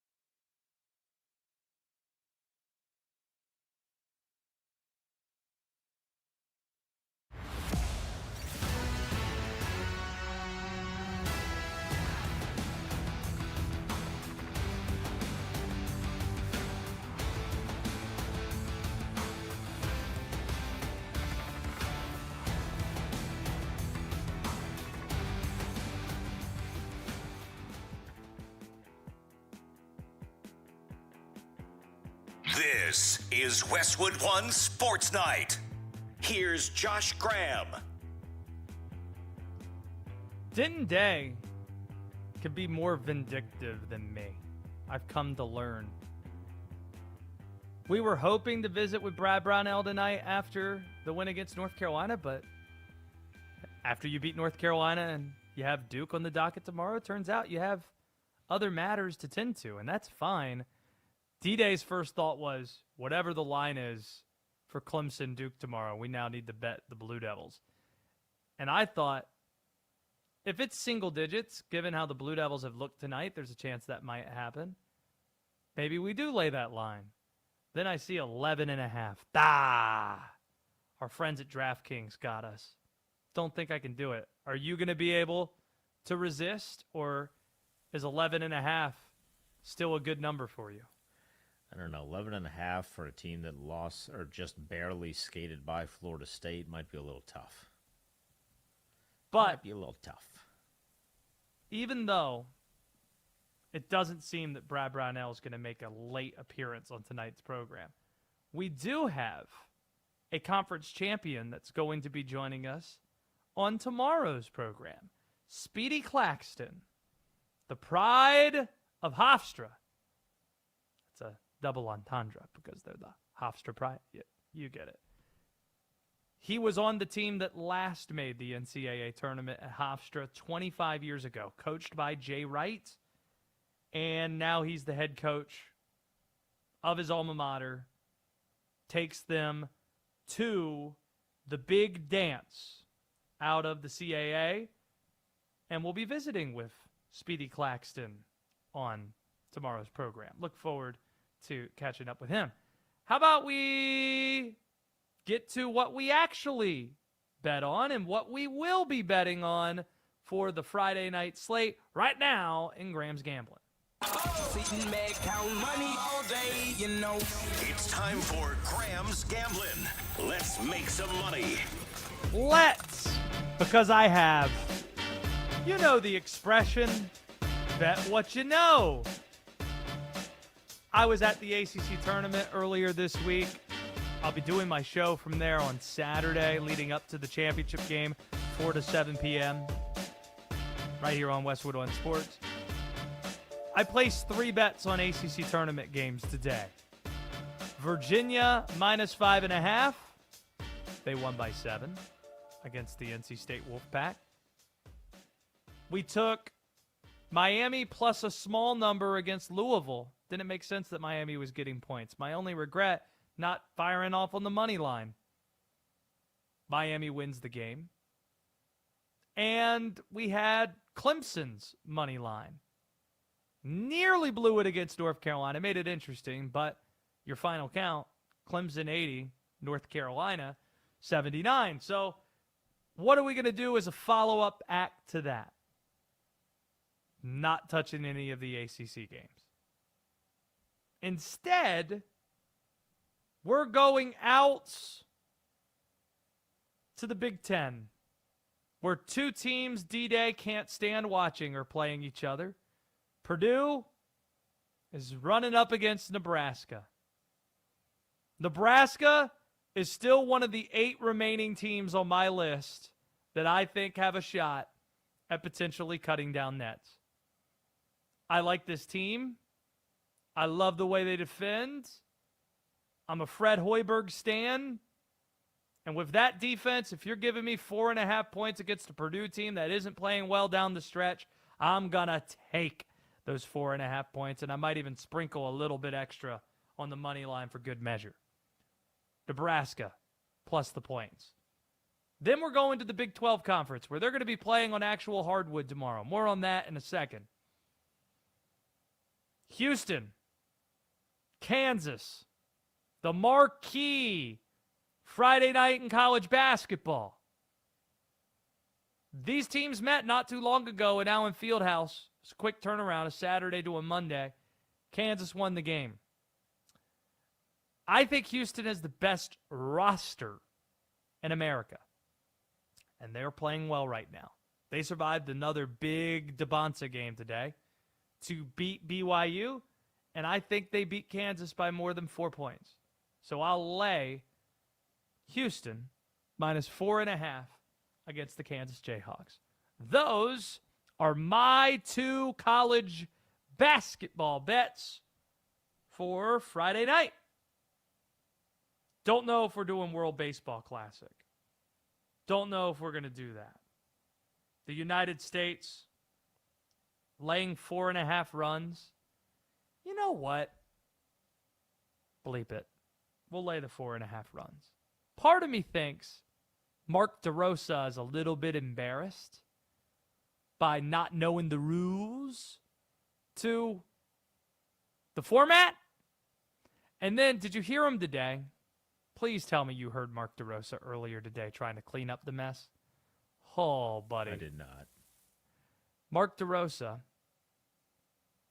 was trying to tell us he knew that they had to win in order to clinch their spot because, you know, he knew that the Americans were 2-0 and that these teams, other teams were 2-0.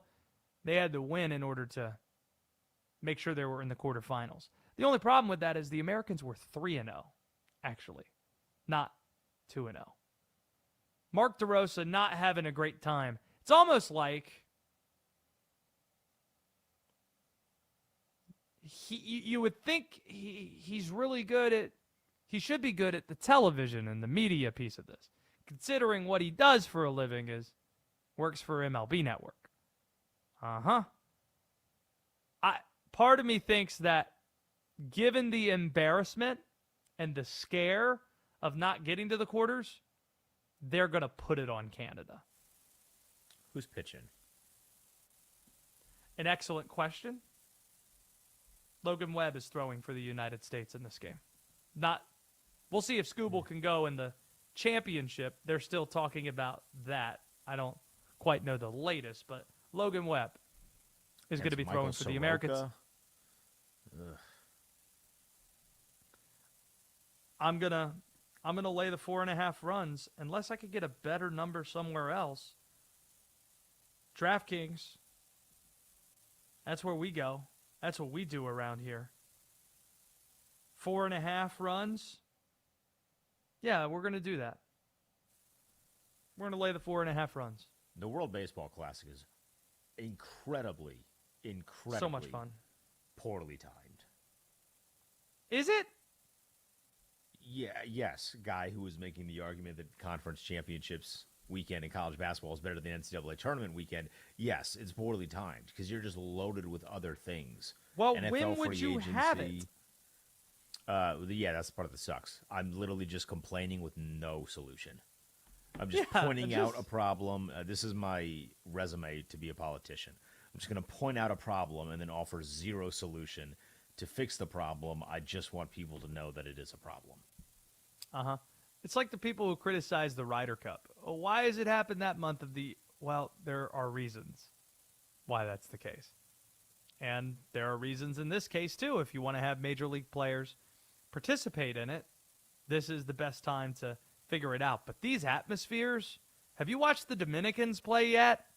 Holy bleep. The bat flips and the celebrating and Juan Soto. Oh, I get erotic love a for bat a bat flip. Erotic? Yes, like full This is the blown. last hour of the show. Whew. Like full blown. Get going. Let's talk about the Big 12's court. Don't get erotic You would for that. think, no. I appreciate Brett Yormark for taking a swing at something, but it turns out people don't care all that much about a court. They don't. Unless said court is felt to have been slippery. And that's why the Big 12 is replacing the LED glass court it has used so far in the tournament with a traditional hardwood court. Brett Yormark did have a statement. Let me see if I can find it. Here it is.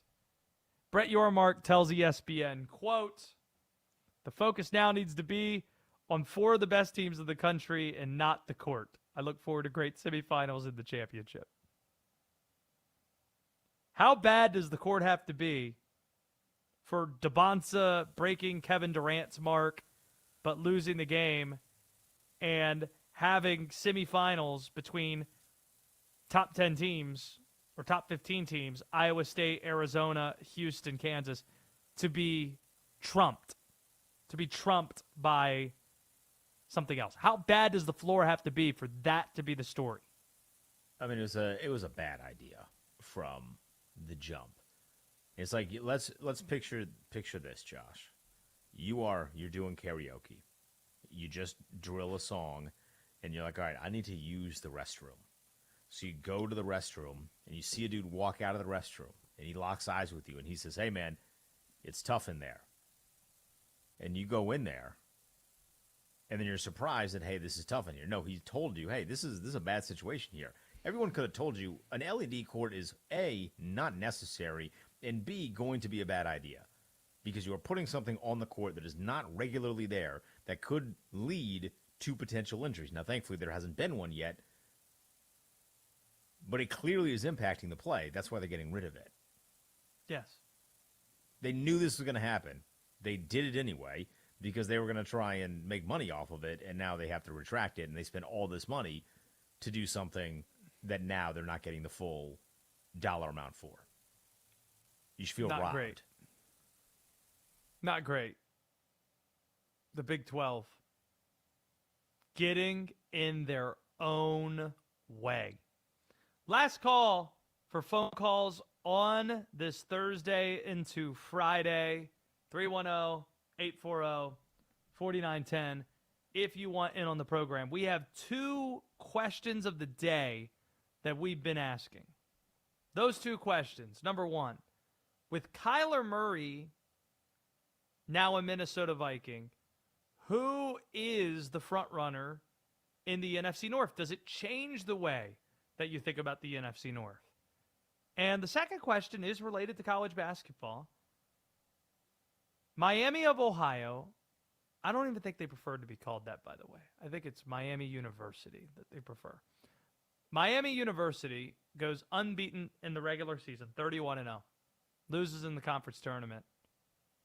How upset or surprised would you be if Miami was not included in the NCAA tournament at this time next week? How about that? We are less than a week away from the start of the NCAA tournament in earnest, the first round. Less than a week away from the first Thursday of the tournament. It's crazy. Selection Sunday, just a few days away. So if you want in on either of those questions, 310-840-4910, that is your ticket into the program. And with that in mind, promise this, haven't really gotten to it yet. The Kyler Murray signing, it rubs me the wrong way. I think it reveals something kind of ugly in Minnesota. And we'll tell you what that is next on Westwood One Sports Night. Chaos. The Ravens backed out of their trade for Max Crosby. Will he return to the Raiders, or will the elite pass rusher be traded again to another team? We'll let you know what happens next and what it means in this historic saga. Westwood One Sports.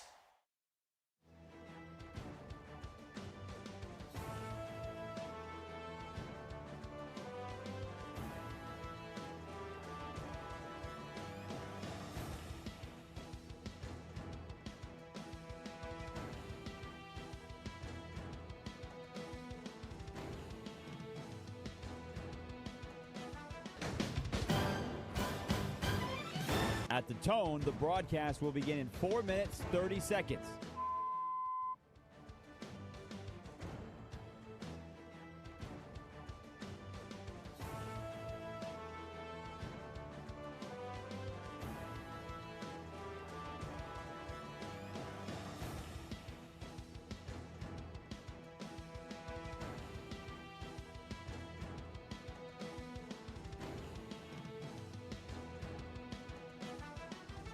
At the tone, the broadcast will begin in 4 minutes.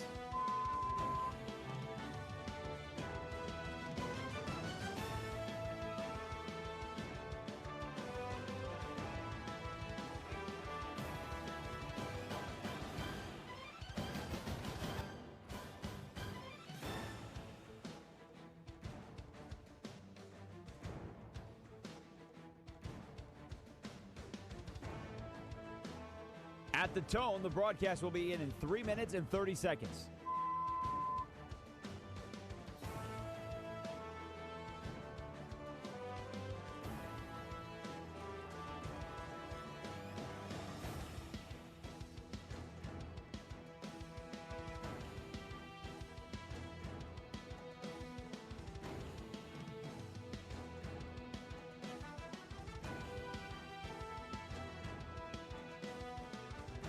At the tone, the broadcast will begin in 3 minutes.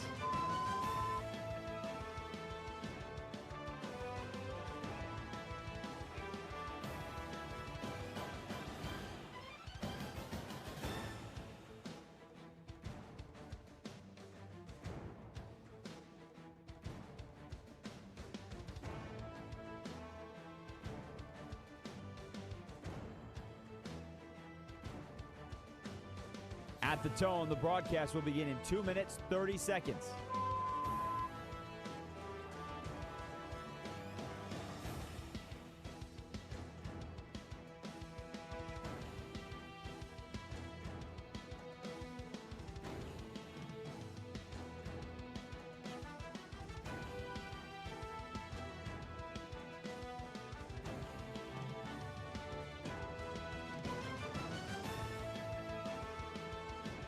At the tone, the broadcast will begin in 2 minutes.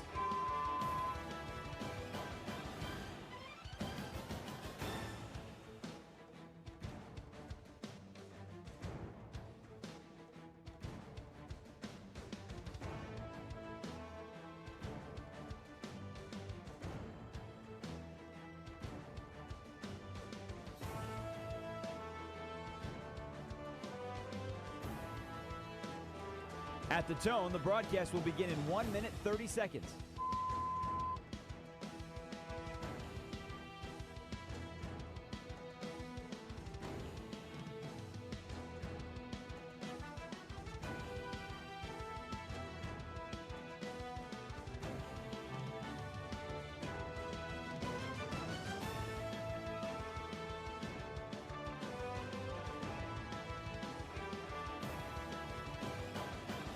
At the tone, the broadcast will begin in 1 minute.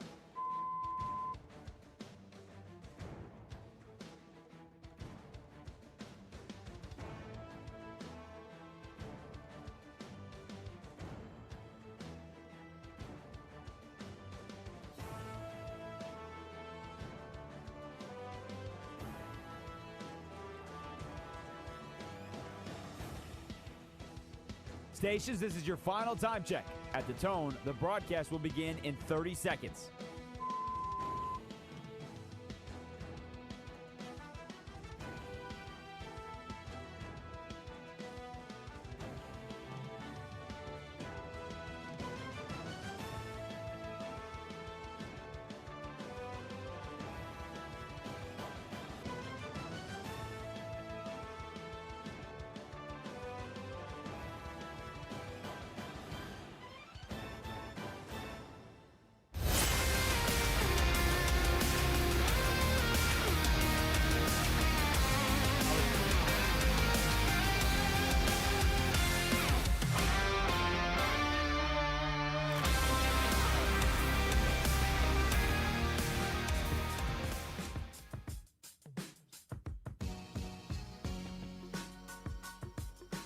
This is Westwood One Sports Night. Here's Josh Graham. Two big questions tonight. Early this morning, depending on where you're at. Kyler Murray's now a Minnesota Viking. What does that mean for the overall picture in the NFC North? Does it change anything at all to you? 310-840-4910. Last call, 4 phone calls. Also, Miami of Ohio, which we're going to condition ourselves to call what they prefer to be called Miami University. Took their first L of the year, quarterfinal round of the MAC. Frank Martin's UMass team taking down the Red Hawks. Is Miami of Ohio for sure a tournament team? How would you feel if they were left out? 310-840-4910. 4910 if you want in on the program. Let's get to the football. As has been rumored for the last week or so, the Minnesota Vikings, they did sign Kyler Murray to a one-year contract. And frankly, all this deal does is reveal the ugly dysfunction within that organization. That's what we learned. That's what the big takeaway here should be. A year ago, the Vikings, they were okay moving on from Sam Darnold after a 14-win season. And the reason why they were okay with that, the organization had a plan. And they were following through on their plan. They had a plan because they invested a 12th overall pick in J.J. McCarthy. That was in 2024. Sam Darnold left Minnesota, then won the Super Bowl with the Seattle Seahawks. The Minnesota Vikings, meanwhile, took a step back, went 9-7. The lesson from Darnold's situation, from Darnold's story, it should be, don't write off a player too soon. At the end of his tenure in New York, he was completely written off. Nobody really wanted him. Goes to the Carolina Panthers. It's not much better. Replaced by Baker Mayfield. Backup for the San Francisco 49ers. Rehabilitates things in Minnesota, as we know. Sam Darnold's still just 28 years old. That's crazy to think when you consider how long ago it feels that he was out-dueling Trace McSorley in that Rose Bowl a decade ago. He's 28 years old. So don't write off players when they're taken high in the draft and they're seen to have supreme talent. Don't write them off when they're 23 or 24. By adding Kyler Murray, the Vikings, they are pulling the plug on the J.J. McCarthy experience. They're proving they haven't learned this lesson we just talked about with Darnold. And you might say, well, Josh, because Arizona's eating up all this salary and they don't have to pay him all that much, you're talking about the league minimum. It's not about the money. You bring in Kyler Murray, we get it. You're bringing in Kyler Murray to start for your team. Because if he's not starting for your team, he's a problem that you don't want to have in the building, frankly. This is the same dude who was super petty after he was benched, replaced by Jacoby Brissett. And a lot of people believe he was benched because of an injury. This is the same guy that during the combine interjected himself, trying to strong-arm the team that drafted him and gave him a contract extension. When Monty Ossenfort, the Cardinals GM, met with reporters, it was a benign comment. He was asked about where things stood with Kyler Murray, and he said, hey, conversations continue. They're ongoing with Kyler Murray. And then Kyler, through his agent, leaked, we haven't even talked to the front office. We haven't talked to Cardinals leadership since the season ended. That's a way to try to embarrass Monty Ossenfort. And then the day after that, we get the leaks. Oh, Kyler Murray wants to be released. I'm sure you do. I'm sure you do. But then why does it benefit the team? And you just made it harder for that team to trade you. Because you likely had destinations in mind. So you made it difficult for that team to trade you. You forced their hand to release you. And now here you are. And you think if there's a monocle of a chance, if there's as small of a chance there is that J.J. McCarthy is starting for the team, if you believe this is a true quarterback battle that J.J. has a shot in, how do you think Kyler Murray handles that if J.J. McCarthy's starting? You think that's the kind of guy who's going to help bring J.J. McCarthy along? Maybe try to help him? Probably not. The reality is, J.J. is 23 years old. His birthday was in January, so he's a young 23. He started 10 career games. That's it! 10 games for the 12th overall pick 2 years ago. And his record 6-4. 6-4 record. He's won 4 in a row to close the season, and you're done with him. Seems like a good teammate. Seems like a guy who tries. He's not like Anthony Richardson, not wanting to go into a game. And plus, we have no sample size of Anthony Richardson being good. It's 1 year he played at Florida, and in that year they lost to Vanderbilt before it was cool to do so. J.J. McCarthy won a national championship. Oh, he didn't throw that much. It was multiple years of him. We had more sample of J.J. than we had of Anthony Richardson. So let's not try to compare those two situations, frankly. Wouldn't try to do that. 10 career games, 6-4 record, 1-4 to close the season. This reeks of a dysfunctional, desperate organization. It is uncommon to bail on your young first-round quarterback this soon when he hasn't been terrible and, by all accounts, been a good teammate. Jordan Addison even saying so this offseason. It's almost like this is a franchise that fired its GM in very late January and has an interim leading the team currently through the draft. They're going to find a permanent answer, but, oh no, we'll wait till after the draft to do so. That seems smart. It almost seems like this is a head coach acting as if he's going to get fired if he doesn't make the playoffs this year, thus panicking to try to microwave a good season. Because this is not what you do for long-term success. Pull the plug on a quarterback this soon, bring in a guy who we have a pretty good sample on.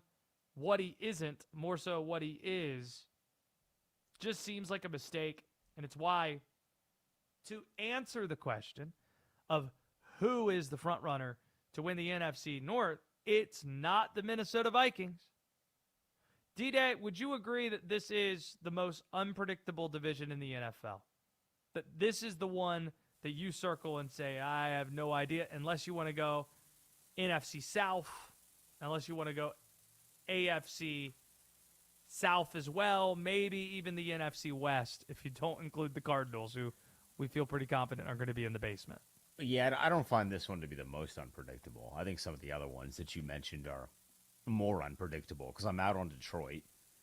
I'm out on Minnesota. So I only see 2 viable winners in the NFC North, whereas the AFC South, anybody could win. I don't think Green Bay can win the division. So I do. I think I'm with you. I think we're both in agreement on I think Detroit's better than Green Bay. But can we agree Minnesota's the worst? As it currently stands, yeah. But I don't think they suck. I just don't think they're going to win. Well, no, I just said Green Bay's going to win. I thought you said those are the 2 teams that could win. I didn't know. They could. I would take Green Bay. A pecking order. Interesting. Interesting that is.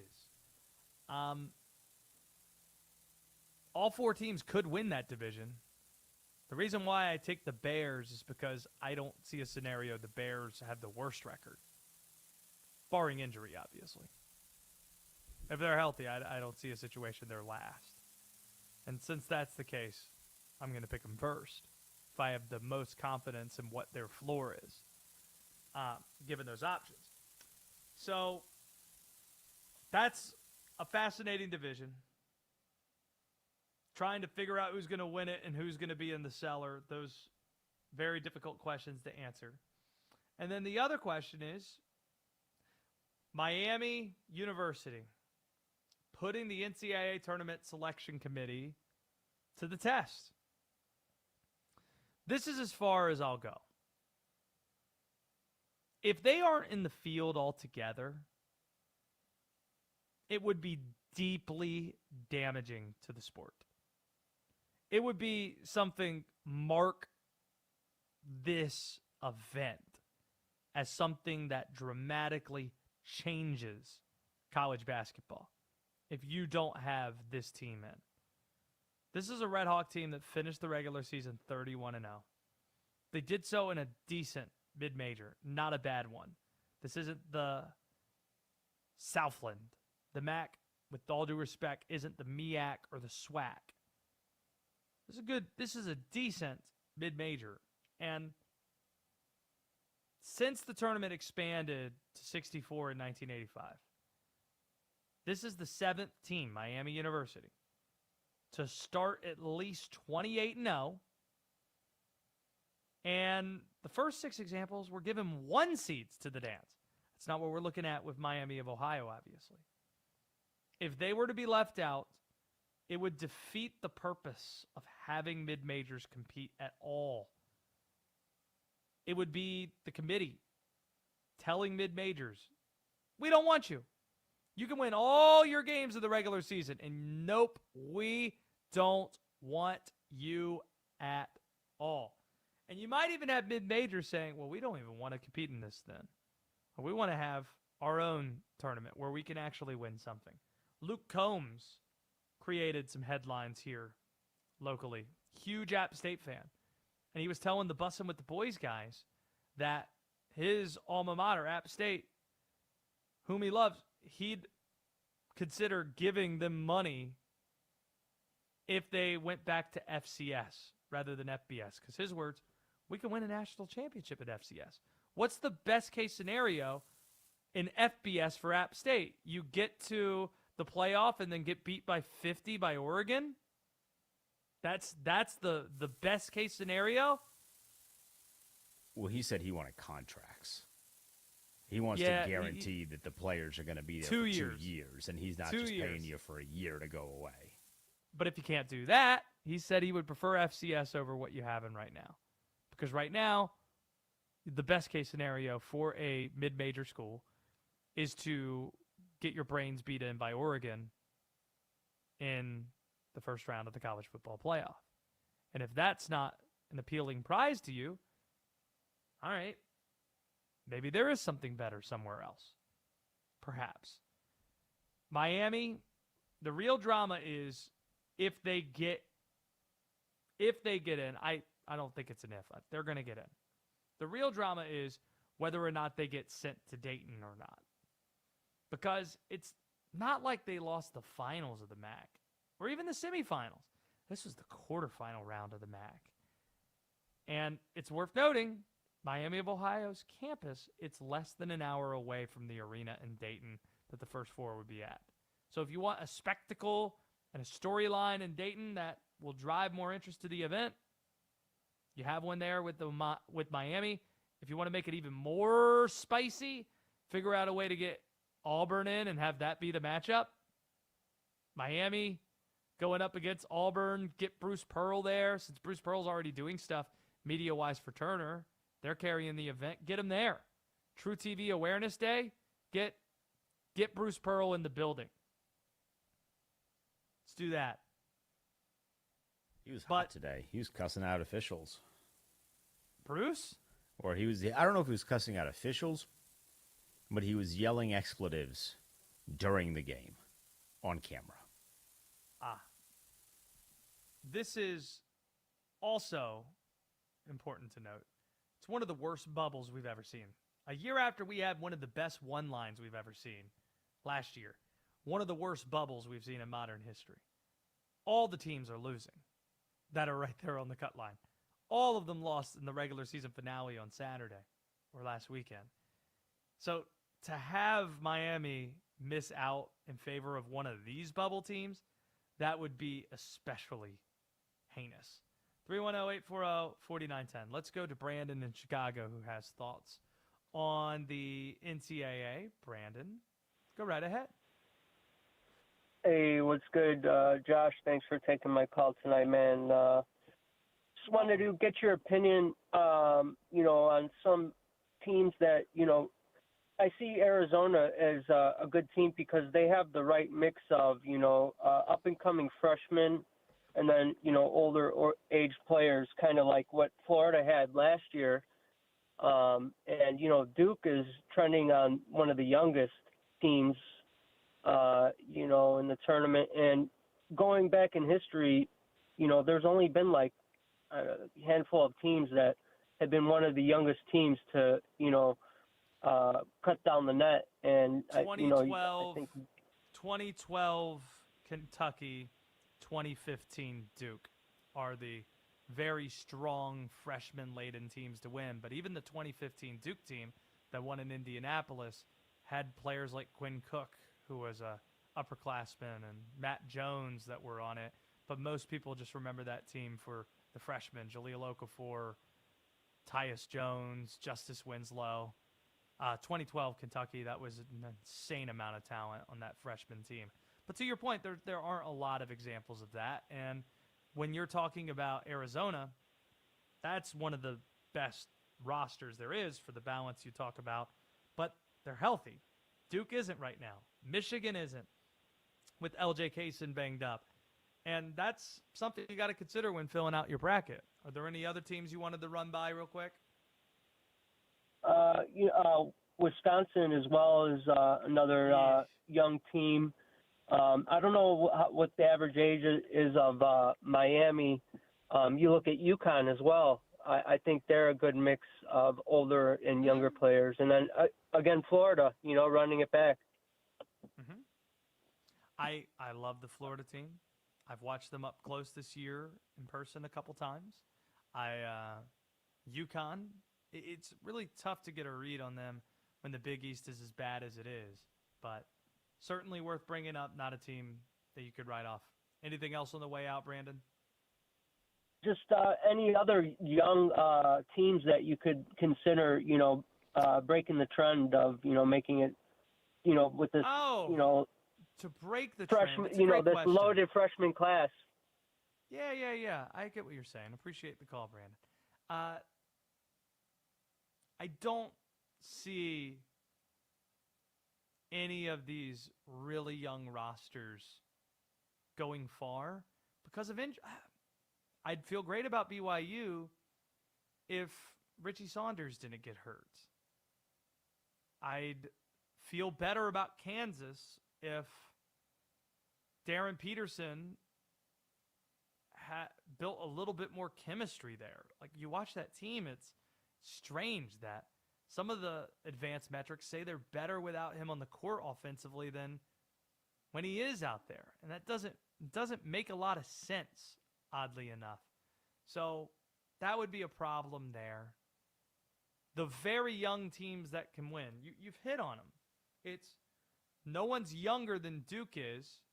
The balance you point to with UConn and Arizona, I'd add Houston to that mix.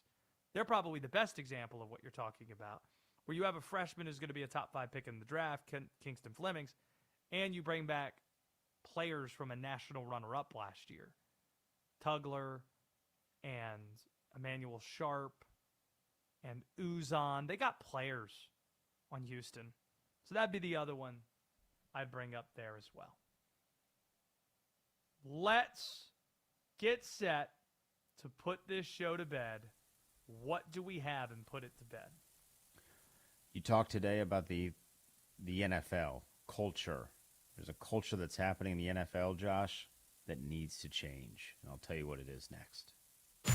Conference tournaments are happening now. Who's in? Who's out? And how should it impact your bracket? March Madness is upon us on your official home of the NCAA tournament. Westwood One Sports.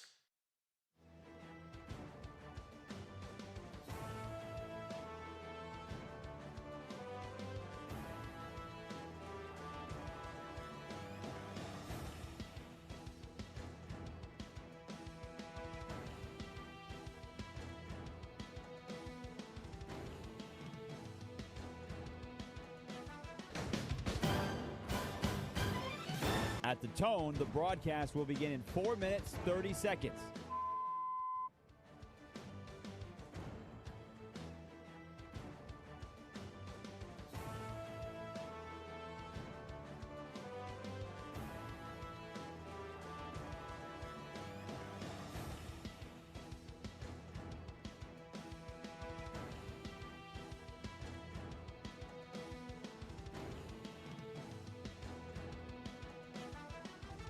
At the tone, the broadcast will begin in 4 minutes.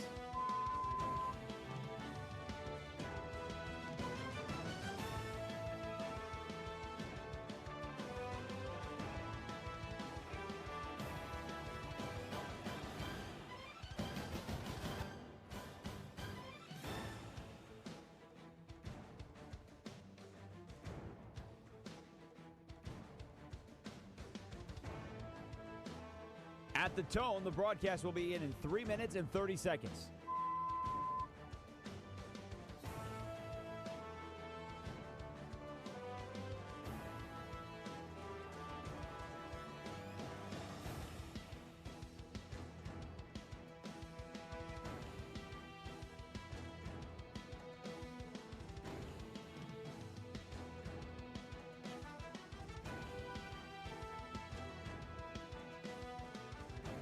At the tone, the broadcast will begin in 3 minutes.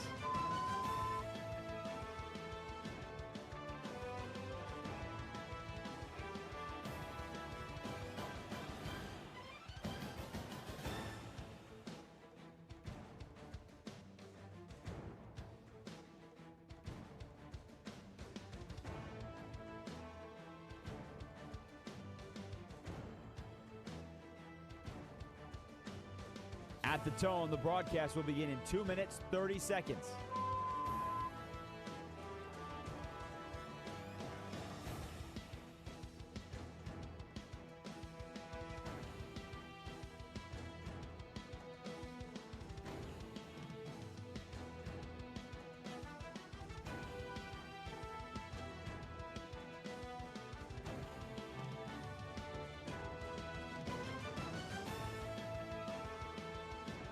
At the tone, the broadcast will begin in 2 minutes.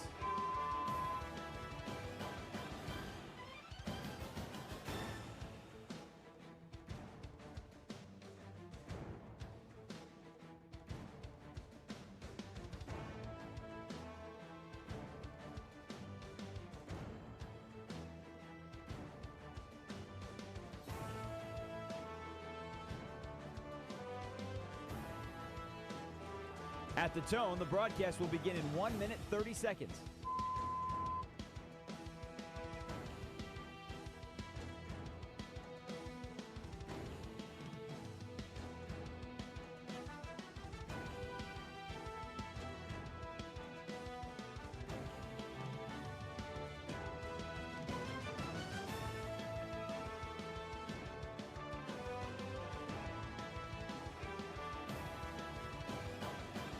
At the tone, the broadcast will begin in 1 minute.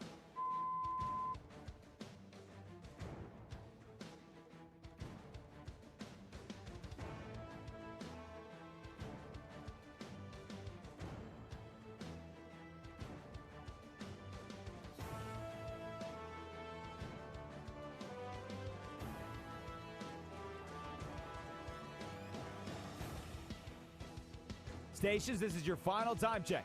At the tone, the broadcast will begin in 30 seconds.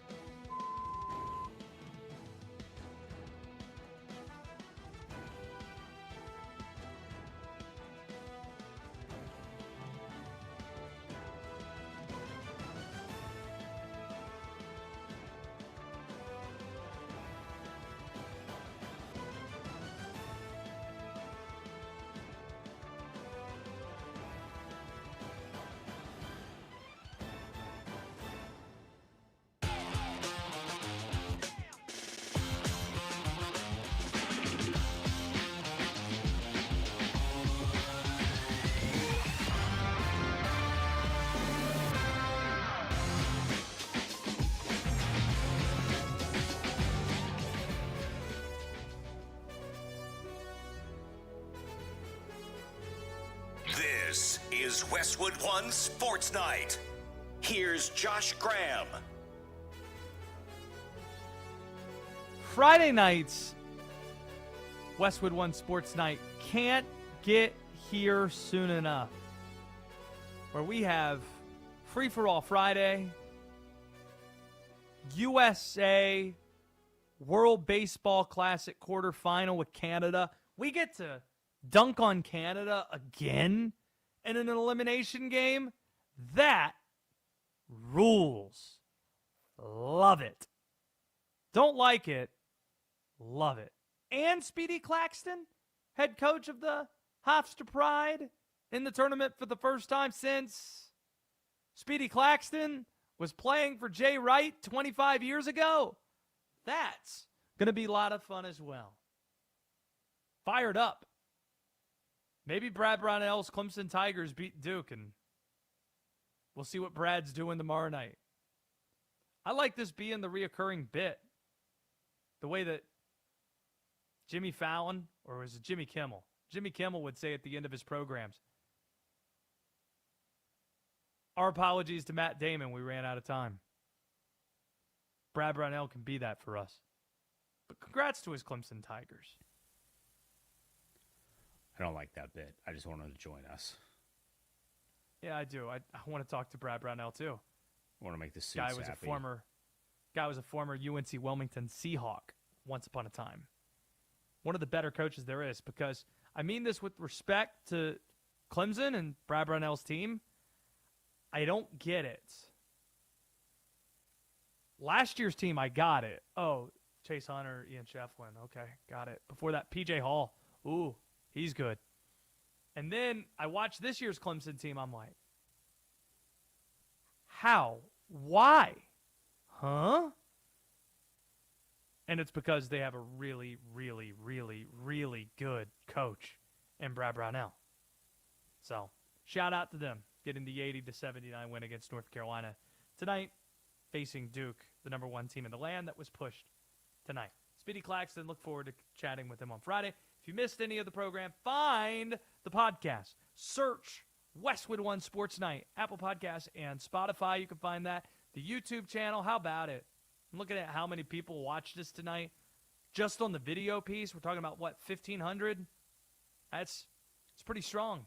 The YouTube numbers. Have we gotten to 800? Like, come on. What are we doing? We should be at that number in a snap. 791? Gosh, if I don't wake up tomorrow with 800 subscribers on the YouTube channel, then what are we even doing here? Be as disappointing as Miami of Ohio being left out of the NCAA tournament. But this show isn't at that number by the time I wake up. Come on. Figure it out. Westwood One Sports Night channel. Subscribe to the YouTube. That's where you can watch us in addition to listening to us. We appreciate however and wherever you spend time on the program. Drake Toll is on the way, getting geared up. But we need to close things out the way we always do around here, and that's by putting the show to bed.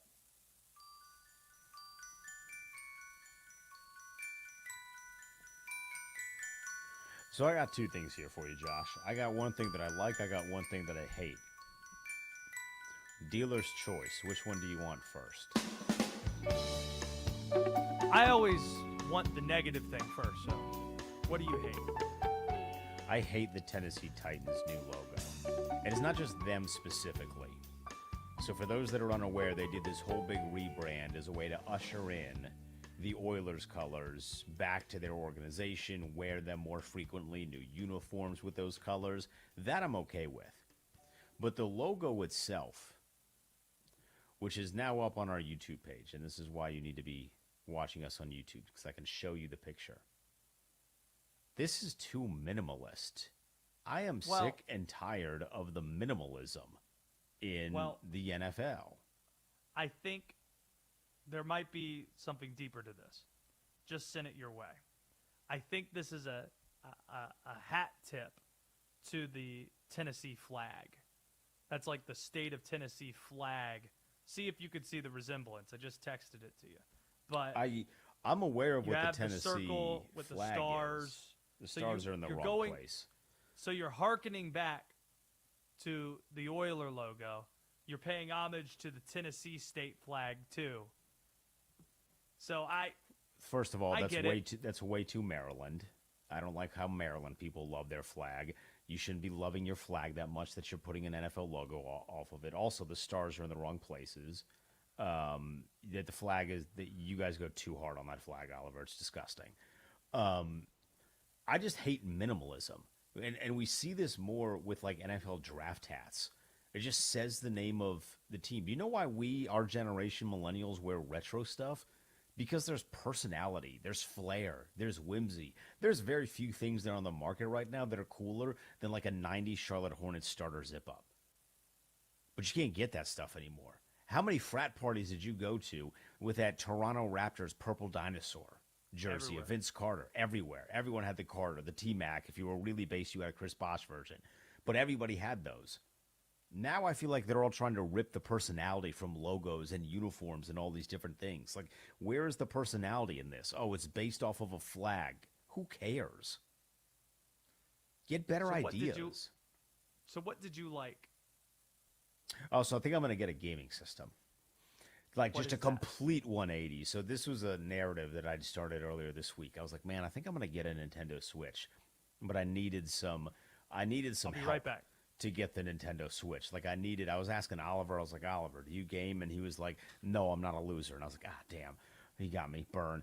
And I asked Linnell, and Linnell's like, of course I don't game. And I was like, damn, I picked the worst two people to ask. But then I started doing some more. Are you unwrapping a present right now? What's going on over here? I have a gaming system. I have an N64 in this bag. Well, I can't play that one. That has 2 controllers and games. Let me talk into the microphone.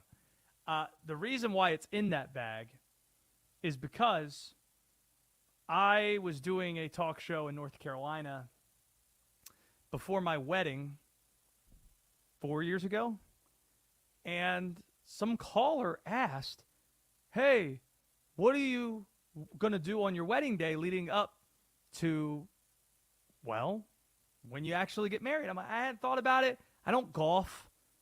I don't want to get drunk or anything like that. Want to remember it, you know? So I said, you know what I haven't had in a while? I hadn't had a gaming system. And I loved as a kid playing N64, playing GoldenEye specifically, and Mario Kart. And the next day at the studio, some listener dropped off an N64 with the gaming, with the games and with the controllers, and I was set. So yeah, earlier that day, on my wedding day, I played those games. And since then, I've maybe plugged this thing in once or twice in the last 4 years. It's sitting in this bag. Well, I'm going to get a Nintendo Switch tomorrow. That was the basis of bringing that up. What game do you want to play with it? Well, so I texted my brother. My brother has a Nintendo Switch, and he's like, I have this Fire Emblem game. I used to love Fire Emblem growing up. And I was like, what game is it? And he said it was Three Houses. I think it is. I was like, oh, can I borrow it? He's like, you can have it. And I was like, well, that saves me $60. He's like, I also have this Pokemon game. You can have it. And I was like, well, that saves me another $60. And then the kicker, Josh, was I was looking up because I was like, man, like Nintendo has, you know, the gaming options in terms of the actual games you can play is a little bit limited compared to PS5 and Xbox. But then they had all the Dragon Ball Z games. And I was like, okay, if they got the Dragon Ball Z games, like that's Goku and Vegeta right there behind me. So they got the Dragon Ball Z games. I mean, sign me up. Daddy's ready. On that note, Daddy's ready.